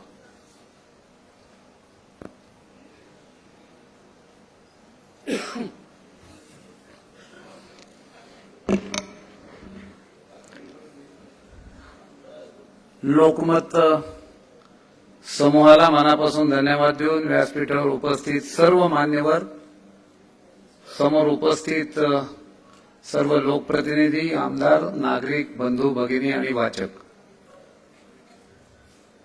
खरं तर नागपूरचं अधिवेशन म्हटलं की अनेक गोष्टी डोळ्यापुढे येतात. आणि नागपूरमध्ये आज लोकमतचा जो पुरस्कार कार्यक्रम आहे हा देखील एक आकर्षण असतं. मनामध्ये एक प्रकारची उत्सुकता असते. खरं तर आता आपण चर्चा पाहिली की विधिमंडळ, कामकाज, लोकांची बांधिलकी आणि या सगळ्यामध्ये लोकप्रतिनिधी म्हणून काम करत असताना पक्षीय बंधनं असतात. लोकांची कामं करण्याचा आपल्यावर दबाव असतो, आपल्यावर ते बंधनकारक असतं. आणि आपल्या या सगळ्या दैनंदिन जीवनामध्ये आपण चांगल्या प्रकारे काम करावं. आपला मतदारसंघ असतो, अनेक सेक्शन असतात, कुठे कामगार असतात, शिक्षक असतात, त्यांना न्याय द्यावा. या भूमिकेतून लोकप्रतिनिधी जेव्हा विधिमंडळात काम करतो तेव्हा आपल्या भूमिकेशी ठाम राहत असताना आपण चांगलं काम करतोय का कसं करतोय याचं प्रतिबिंब कुठेतरी बघत असतो. निवडून येणं हा एक त्यातला भाग आहे, पण तो काम न करणारेही अनेक वर्ष निवडून येत आहेत असं आम्ही मागच्या 25-30 वर्षात पाहिलं. पण लोकांच्यात लोकप्रिय काम करणं आणि विधिमंडळात न्याय हा मिळवून देणं हे काम जो मनापासून करतो, खऱ्या अर्थाने करतो, अशा लोकप्रतिनिधीला व्यासपीठावर आणून त्याला प्रोत्साहन देणं हा पुरस्कार म्हणजे लोकप्रतिनिधींना एक प्रकारे विजूभाऊ मिळालेला पुरस्कार हा प्रोत्साहनपर आहे असं मानणारा मी आहे. आणि म्हणून ज्युरी म्हणून आम्ही जेव्हा सगळे बसलो होतो तेव्हा कोणाची जात, कोणाचा पक्ष, कोणाचा धर्म असा काही विचार न करता पूर्ण मेरिटवर. आणि मला सांगायला आनंद वाटतो की लोकमतच्या कुठल्याही व्यक्तीने याच्यात हस्तक्षेप केला नाही. आम्ही तर करू देणारच नाही, पण त्यांनी केला नाही हे देखील मला नम्रपणे इथं सांगावं असं वाटतं.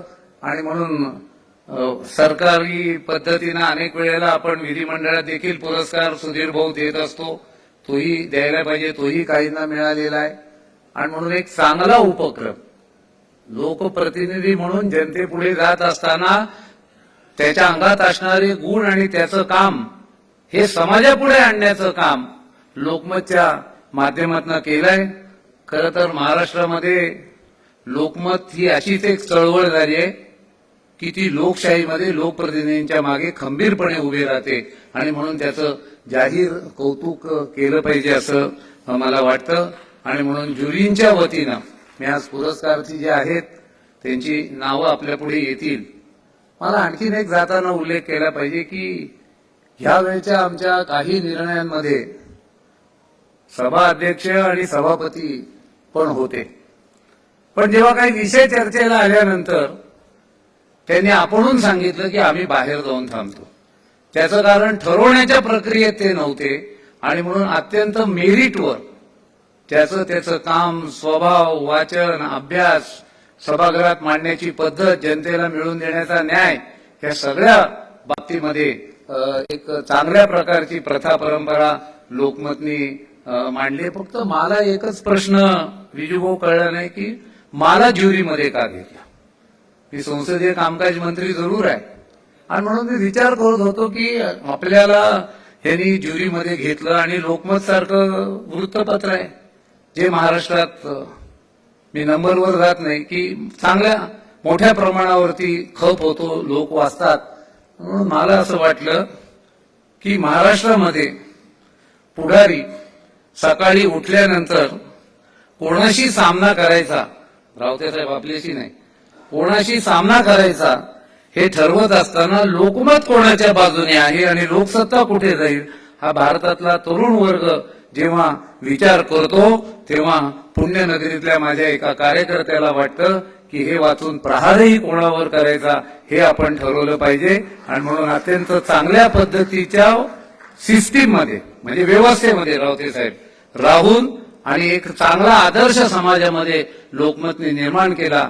मी सगळ्यांच्या वतीनं, ज्युरींच्या वतीनं विशेषतः आपल्याला धन्यवाद देतो. आणि ज्युरींच्या कुठल्याही कामकाजात किंवा त्यांना काही सांगण्यामध्ये आपल्या कोणाचा पुढाकार नसतो आणि ज्युरी आम्ही असे होतो की आम्ही कोणाचं ऐकलंही नसतं, आम्ही न्यायदेवतेप्रमाणे न्याय देण्याचं काम इथे केलं. आणि म्हणून ज्युरींच्या वतीने मी लोकमतला आता धन्यवाद देतो की आपण चांगली निवड केलेली जी थोड्याच वेळामध्ये घोषित होईल आणि सामाजिक जीवनात लोकशाहीमध्ये ह्या प्रथा परंपरा आणि समाजापुढे एक नवीन नवीन आदर्श निर्माण करण्याचं काम आपण केलेलं आहे. मनापासून आपल्याला धन्यवाद. सर्व ज्युरींच्या वतीने आपल्याला मनापासून पुन्हा शुभेच्छा.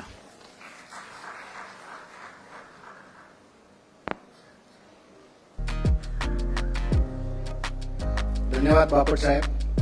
आपण जेवढी काही नावं घेतली त्या सगळ्या नावांची बेरीज एकत्र केल्यानंतर लोकमतचा खप होतो हे मी नम्रपणे नमूद करतो. आता आपण पुरस्कार सोहळ्याकडे वळणार आहोत. त्याआधी या ज्युरी मंडळात जे जे सन्माननीय सदस्य होते त्यातले अनेक जण या ठिकाणी उपस्थित आहेत, त्यांचं स्वागत आणि त्यांच्याविषयीचे ऋण विजयभाऊ व्यक्त करतील त्यांना भेटवस्तू देऊन. सर्वप्रथम विधान परिषदेचे सभापती माननीय श्री रामराजे नाईक निंबाळकर यांना फ्रीडम ऑफ प्रेसचा स्टॅच्यू देऊन विजयभाऊ त्यांचं या ठिकाणी आभार व्यक्त करतील.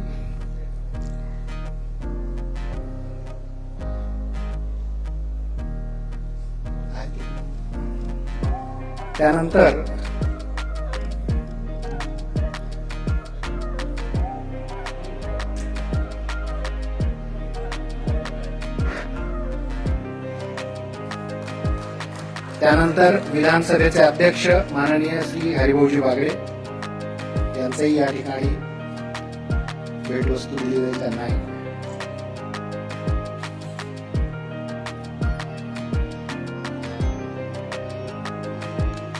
यानंतर संसदीय कार्यमंत्री श्री गिरीशजी बापट हेही ज्युरी मंडळाचे सदस्य होते.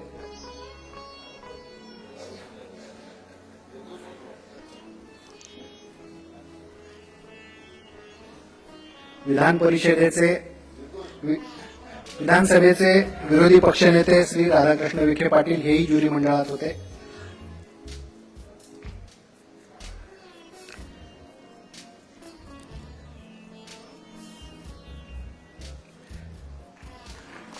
राज्याचे परिवहन मंत्री श्री दिवाकरजी रावतेही या ज्युरी मंडळाचे सदस्य होते.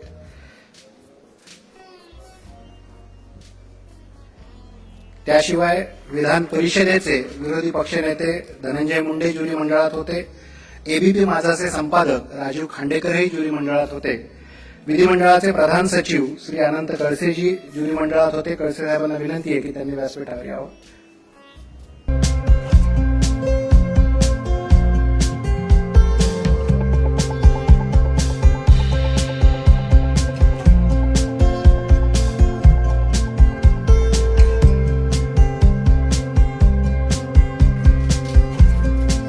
मान्यवरांना विनंती आहे की आपण स्थानापन्न व्हावं.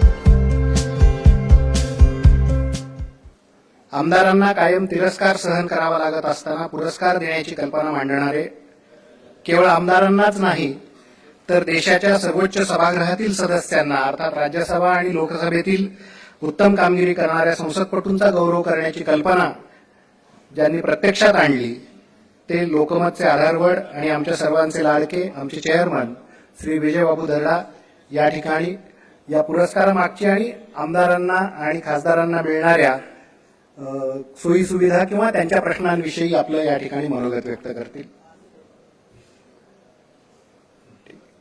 ठीक आहे, आपण आता थेट पुरस्काराकडे वळूयात. मी पंकजाताईंना व्यासपीठावर आमंत्रित करतो. उत्कृष्ट महिला आमदार विधान परिषद हा पुरस्कार त्यांनी या ठिकाणी घोषित करावा.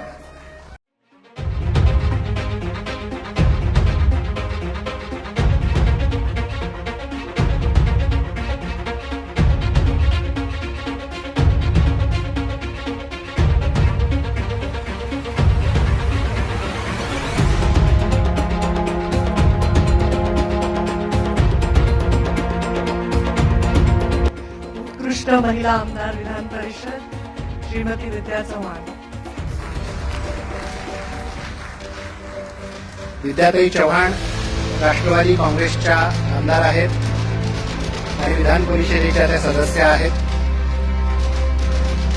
मी माननीय मुख्यमंत्र्यांना विनंती करतो की त्यांनी विद्याताईंचा सत्कार करावा.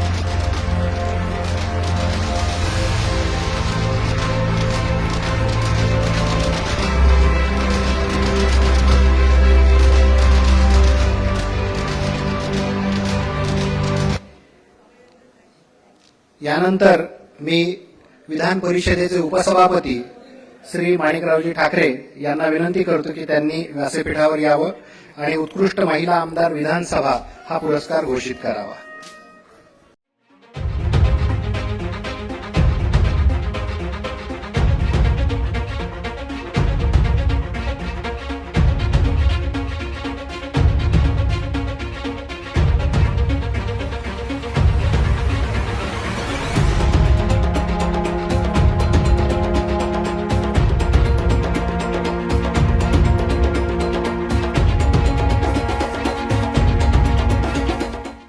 उत्कृष्ट महिला आमदार विधानसभा श्रीमती यशोमती ठाकूर.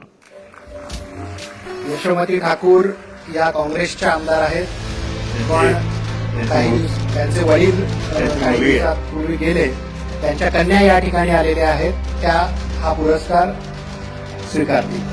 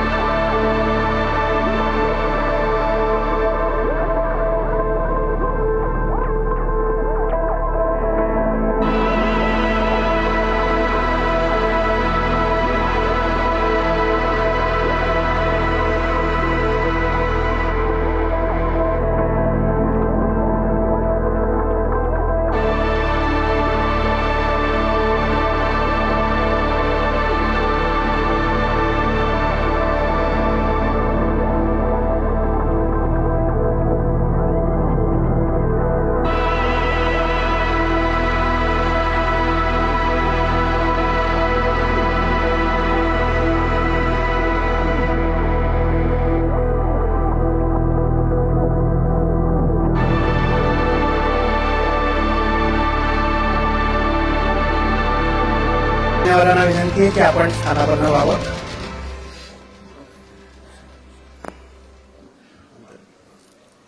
विजेत्यांना एक विनंती आहे की नंतर आपला एक ग्रुप फोटो घ्यायचा आहे व्यासपीठावरील मान्यवरांसोबत. मित्रहो, न्यूज व्हॅल्यू कशी कळाली याचा एक मस्त किस्सा मुख्यमंत्री देवेंद्र फडणवीसजी यांनी सांगितला होता. गेल्या वर्षी जेव्हा याच कार्यक्रमात ते बोलत होते तेव्हा त्यांना 2003-04 साली उत्कृष्ट संसदपटू पुरस्काराने गौरवण्यात आलं होतं. अधिवेशनाच्या काळातच तो देण्यात आला. सभागृहात तेव्हा विदर्भाच्या प्रश्नावरून गोंधळ सुरू होता. आता तेच सत्तेत असल्यामुळे या विषयावर गोंधळ होताना दिसत नाही, तो भाग वेगळा. पण त्यावेळी भाषण करताना अनावधानाने ते म्हणून गेले की असाच अन्याय करत राहाल तर महाराष्ट्रवाद्यांनो चालते व्हा, असं विधान त्यांनी केलं. त्यावरून बराच गोंधळ झाला. माफीनाम्यासाठी काही सदस्य अडून बसले. त्यांनी नकार दिला. पण स्वर्गीय गोपीनाथजी मुंडे यांनी त्यांना समजावून सांगत माफी मागून मोकळं होण्याचा सल्ला दिला. त्यावेळी गडकरीजींनी त्यांना वेगळाच सल्ला दिला होता असं आम्हा पत्रकारांना सांगण्यात आलं होतं. मात्र फडणवीसजींनी मुंडे साहेबांचा सल्ला मानला होता त्यावेळी आणि दिलगिरी व्यक्त केली होती. आता ते म्हणतात की मी कुठलंही वर्तमानपत्र वाचत नाही. पण त्यावेळी दुसऱ्या दिवशी जेव्हा ही बातमी छापून आली, सकाळी सकाळी त्यांनी सामनासहित सगळे वर्तमानपत्र वाचायला घेतली तर तेव्हा त्यात पुरस्काराची बातमी नव्हती. त्याऐवजी त्यांच्या चालते व्हा या विधानाची बातमी सगळ्यांनी हेडलाईन करून छापली होती. तेव्हा कुठे आपल्याला न्यूज व्हॅल्यू कळाली असं विधान त्यांनी केलं होतं. आता ते स्वतः मुख्यमंत्री आहेत. सभागृहात काय चालतं हेही ते बघतात. अत्यंत हजरजबाबी असे मुख्यमंत्री आज या कार्यक्रमाला प्रमुख पाहुणे म्हणून उपस्थित आहेत. मी एवढं नक्की सांगेन, 24 तास महाराष्ट्राचं भलं व्हावं असा विचार करणारे आणि कामं होत असतील तर प्रसंगी नियम बाजूला सारण्याची हिंमत दाखवणारे नेतृत्व महाराष्ट्राला मुख्यमंत्री पदाच्या रूपाने लाभलेलं आहे. त्यांच्यासारखी माणसं राजकारणात अपयशी ठरली तर राज्यातल्या जनतेचा चांगुलपणावरचा विश्वास उडून जाईल. असा एक SMS मी ते जेव्हा मुख्यमंत्री झाले तेव्हा पाठवला होता. त्याचं काही उत्तर दिलं नाही त्यांनी त्यावेळी. पण जनतेचा चांगुलपणावरचा विश्वास त्यांनी केवळ जपला नाही, तो वृद्धिंगत करण्याचं काम त्यांनी केलेलं आहे. अशा राज्याचे मुख्यमंत्री देवेंद्र फडणवीसजी यांना मी या ठिकाणी मनोगत व्यक्त करण्यासाठी आमंत्रित करतो.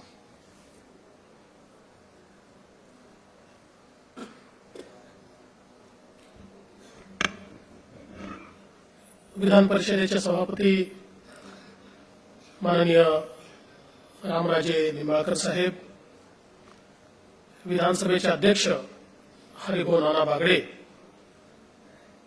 लोकमत समूहाचे अध्यक्ष विजयबाबू दर्डा, माननीय राजेंद्र बाबू दर्डा, प्रथितयश वकील आणि संपूर्ण महाराष्ट्राला ज्यांचा अभिमान आहे असे ॲडव्होकेट उज्ज्वल निकमजी, माझे सहकारी गिरीश बापटजी, आज आरोपीच्या पिंजऱ्यात ज्यांना उभं केलं पण निकालामध्ये चौघांनाही बाइज्जत बरी करण्यात आलं असे आमचे आदरणीय सुधीर भाऊ, रावते साहेब, विखे पाटील साहेब, जयंत पाटील साहेब किंवा आमच्या आशिष शेलार असतील की ज्यांनी महानगरपालिकेत तर उत्तम काम केलंच, पण आज विधानसभेमध्ये एक अत्यंत अभ्यासू अशा प्रकारचे सदस्य म्हणून ज्यावेळेस ते भाषण करतात त्यांच्या भाषणामध्ये प्रचंड कंटेंट असतो.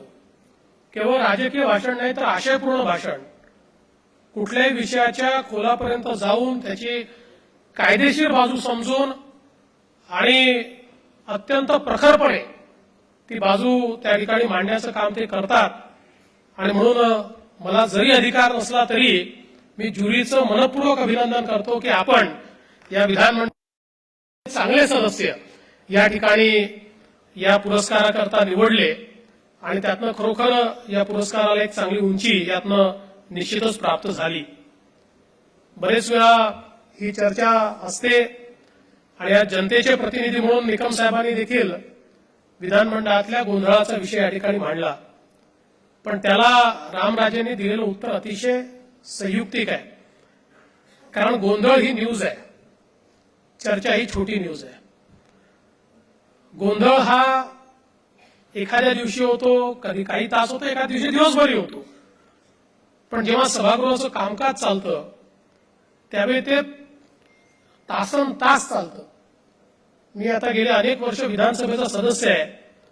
या विधानसभेला तर जेवणाची सुट्टी देखील नाहीये. हे कंटिन्युअस काम चालतं. अनेक दिवस असे असतात की आमचे अध्यक्ष सकाळी 9:30 त्या ठिकाणी हाऊस बोलवतात आणि रात्री 12:30-1 पर्यंत नॉन स्टॉप एकाही मिनिटाची सुट्टी न घेता हे सभागृह त्या ठिकाणी चाललं असतं. एखाद्या सदस्याचं काम संपलं तर तो बाहेर जाऊन जेवून येतो, पण पुन्हा येऊन बसतो आणि हे कामकाज मोठ्या प्रमाणात चालतं. मग अशी ज्याचा उल्लेख राजेंद्र बाबूंनी केला, असं अनेक चर्चा आम्ही या नागपूरच्या अधिवेशनामध्ये रात्री 12 वाजता, 12:30 वाजता, 1 वाजता केल्या आहेत. अनेक विधेयकांवरच्या चर्चा सकाळी 4-4 वाजेपर्यंत चाललेल्या आहेत. आणि खरं तर या विधानमंडळाची उंची इतकी चांगली आहे.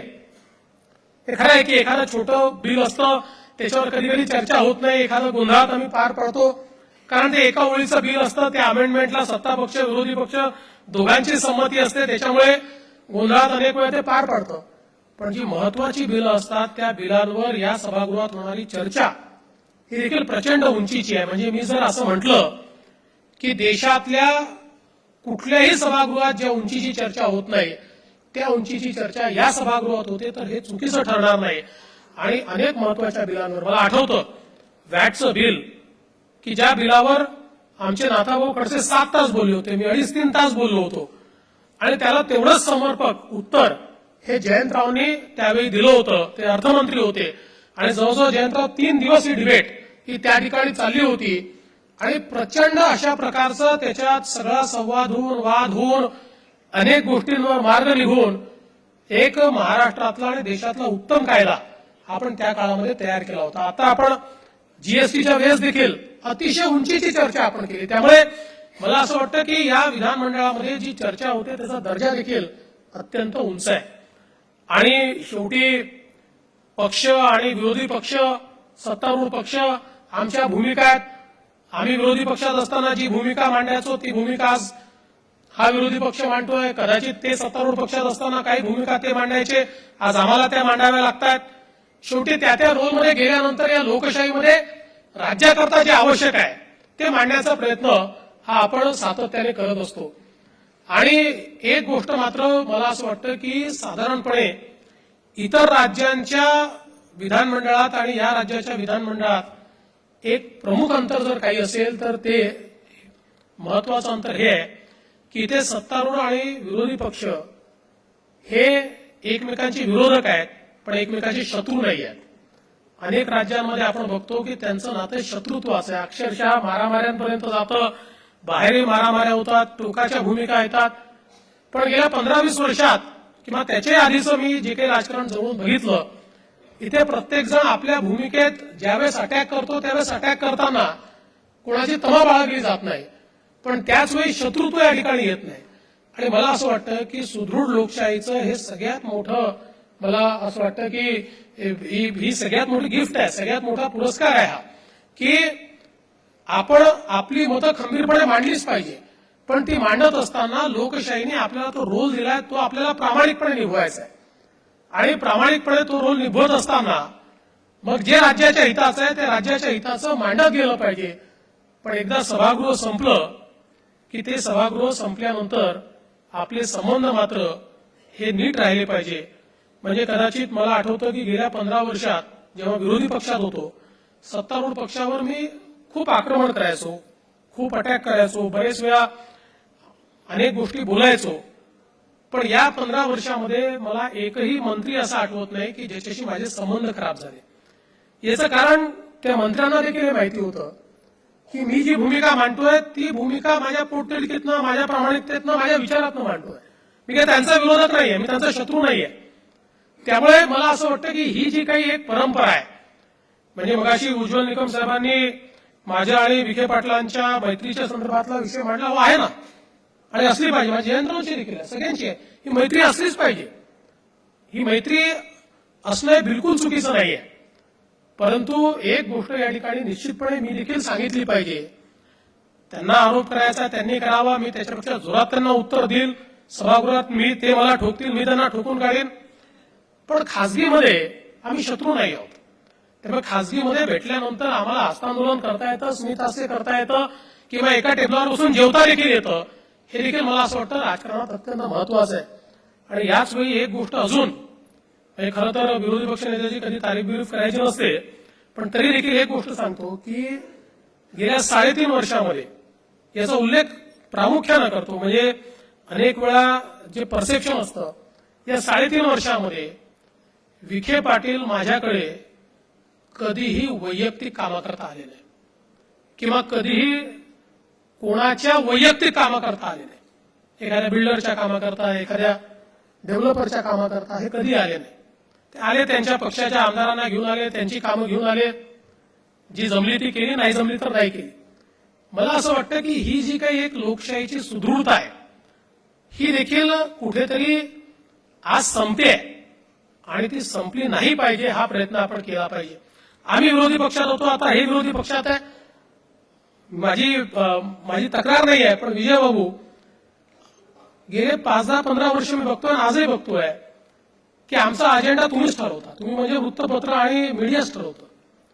याचं कारण असं आहे की एखादा विषय मांडल्यानंतर तो विषय किती टोकाला आला द्यावा या संदर्भात शेवटी लोकशाहीमध्ये एका टोकाला नेल्यानंतर you made your point, now move on.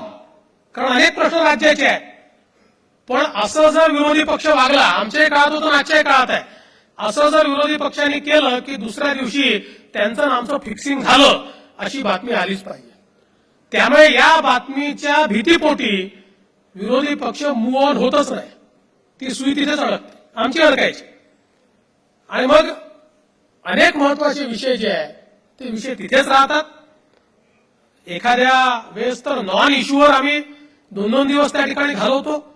आणि म्हणून मला असं वाटतं की सत्तारूढ पक्ष आणि विरोधी पक्षामध्ये सामंजस्य असू शकतं. त्याचा अर्थ फिक्सिंग नाही आहे. ही देखील सुदृढता आपल्या लोकशाहीमध्ये समजून घेण्याची आवश्यकता आहे. आणि एक गोष्ट लक्षात ठेवा, या लोकशाहीमध्ये सुई पडली तरी आवाज येतो.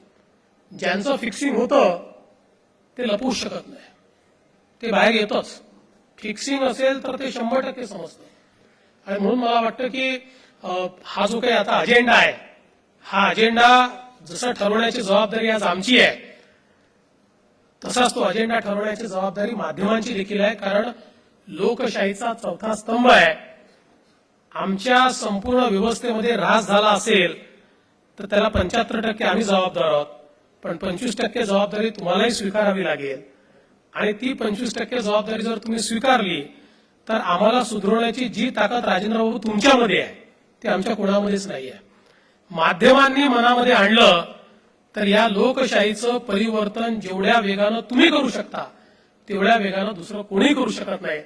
आणि म्हणून माझी अपेक्षा हीच आहे की या निमित्ताने आपण सगळे लोकप्रतिनिधी असतील किंवा माध्यमं असतील, लोकशाहीचे पिलर म्हणून, लोकशाहीचे स्तंभ म्हणून जे काम करतोय ते काम प्रामाणिकपणे करण्याचा प्रयत्न आपण सर्व लोक मिळून करू.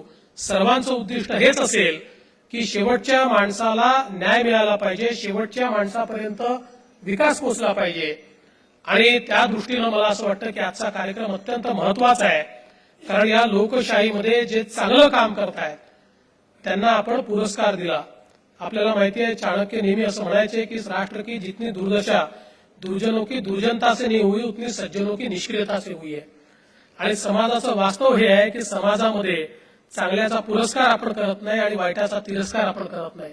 पण तुम्ही चांगल्याचा पुरस्कार करण्याचा निर्णय घेतल्यामुळे आज 288 खालच्या सभागृहात आणि 78 वरच्या सभागृहात हे जे सदस्य आहेत या प्रत्येकाला असं वाटेल की पुढच्या वर्षीचा लोकमतचा पुरस्कार आम्हाला मिळाला पाहिजे आणि त्यातनं चांगलं काम करण्याची एक प्रेरणा या ठिकाणी निश्चितपणे मिळेल. मी पुन्हा एकदा आपलं अतिशय मनपूर्वक या ठिकाणी अभिनंदन करतो. निकम साहेबांचं विशेष अभिनंदन करतो की आपण या रोलमध्येही फार परफेक्ट काम केलं आणि आम्हाला जेवढं अडचणीत आणता येईल तेवढं अडचणीत आणण्याचा प्रयत्न आपण केला आणि त्यात आपण यशस्वी झालात. आता ठीक आहे की आम्ही देखील तेल लावलेले पैलवान आहोत, त्यामुळे कसं निसटायचं आम्हाला माहिती आहे, त्यामुळे आम्ही निसटलो. पण निश्चित अतिशय उत्तम अशा प्रकारची भूमिका आपण त्या ठिकाणी निभावली, त्याबद्दल आपले देखील मनपूर्वक आभार मानतो. आणि शेवटी सगळ्यात महत्वाचं, आज जे 2 पुरस्कार आपण दिले आहेत, जीवन गौरव, खरोखर हे दोन्ही व्यक्ती जे मंचावर आहेत, आमचे सभापती असतील रामराजे, प्रचंड हुशार, बुद्धिमत्ता आणि कुठल्याही गोष्टीची प्रचंड खोलपर्यंतची समज असलेलं व्यक्तिमत्व. म्हणजे मंत्री म्हणून काम करताना देखील ज्यावेळेस कृष्णा खोऱ्याचं काम ते करत होते त्यावेळेस त्यांची आमची रोज लढाई व्हायची, कारण त्यांना कृष्णा खोऱ्याला पैसे न्यायचा असायचा आणि आम्हाला विदर्भात आणायचा असायचा. त्यावेळी मी अतिशय जवळून बघितलेलं आहे की फार उत्तम अशा प्रकारचं काम त्यांनी केलंय आणि आजही सभागृहाचं काम ते उत्तम सांभाळत आहेत. आणि हरिभाऊ नाना बागडे हे तर एक असं व्यक्तिमत्व आहे की सामान्य मातीतून चतुरस्त्र अशा प्रकारचं नेतृत्व कसं तयार होतं याचं उत्तम उदाहरण म्हणजे हरिभाऊ नाना बागडे आहेत. ज्या ज्या क्षेत्रात ते काम करतात, सहकाराचं क्षेत्र असो, राजकीय क्षेत्र असो, सामाजिक क्षेत्र असो, डेअरीचं काम असो, बँकेचं काम असो, प्रत्येक क्षेत्रामध्ये प्रामाणिकपणे उत्तम काम करून त्या संस्थेचा गौरव वाढवायचा हे काम नानांनी नेहमी केलं. आणि म्हणून या 2 व्यक्तींची आपण निवड या ठिकाणी जीवन गौरव पुरस्काराकरता केली. त्याबद्दल मी विजय बाबू आणि राजेंद्र बाबू आपलं मनपूर्वक अभिनंदन करतो आणि आपले आभार मानतो आणि माझं बोलणं संपवतो. धन्यवाद. जय हिंद. धन्यवाद माननीय मुख्यमंत्रीजी.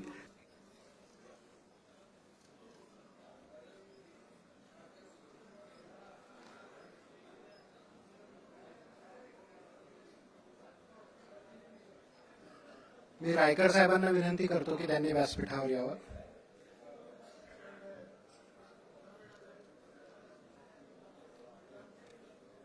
यशोमती ठाकूर यांच्या कन्या, आपणही व्यासपीठावर यावं.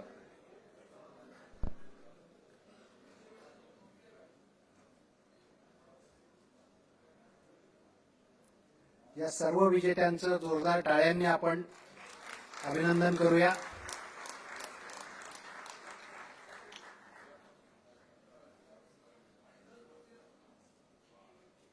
माणिकरावजी ठाकरे उपसभापती,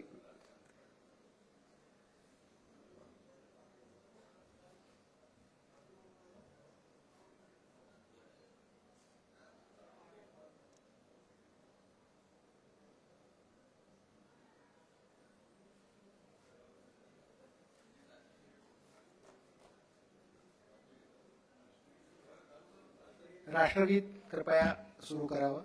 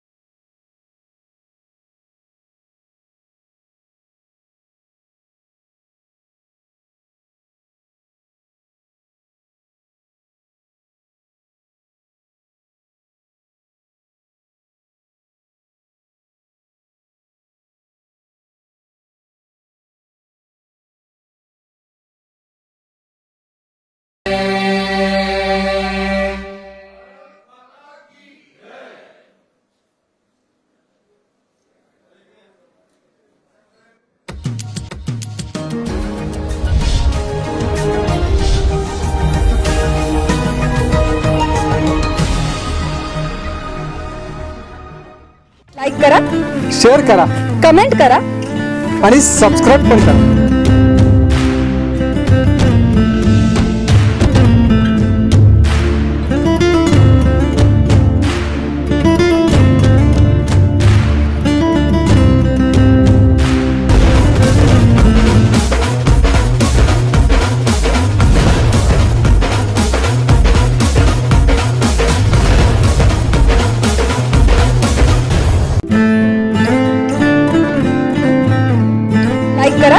शेअर करा, कमेंट करा आणि सबस्क्राईब पण करा.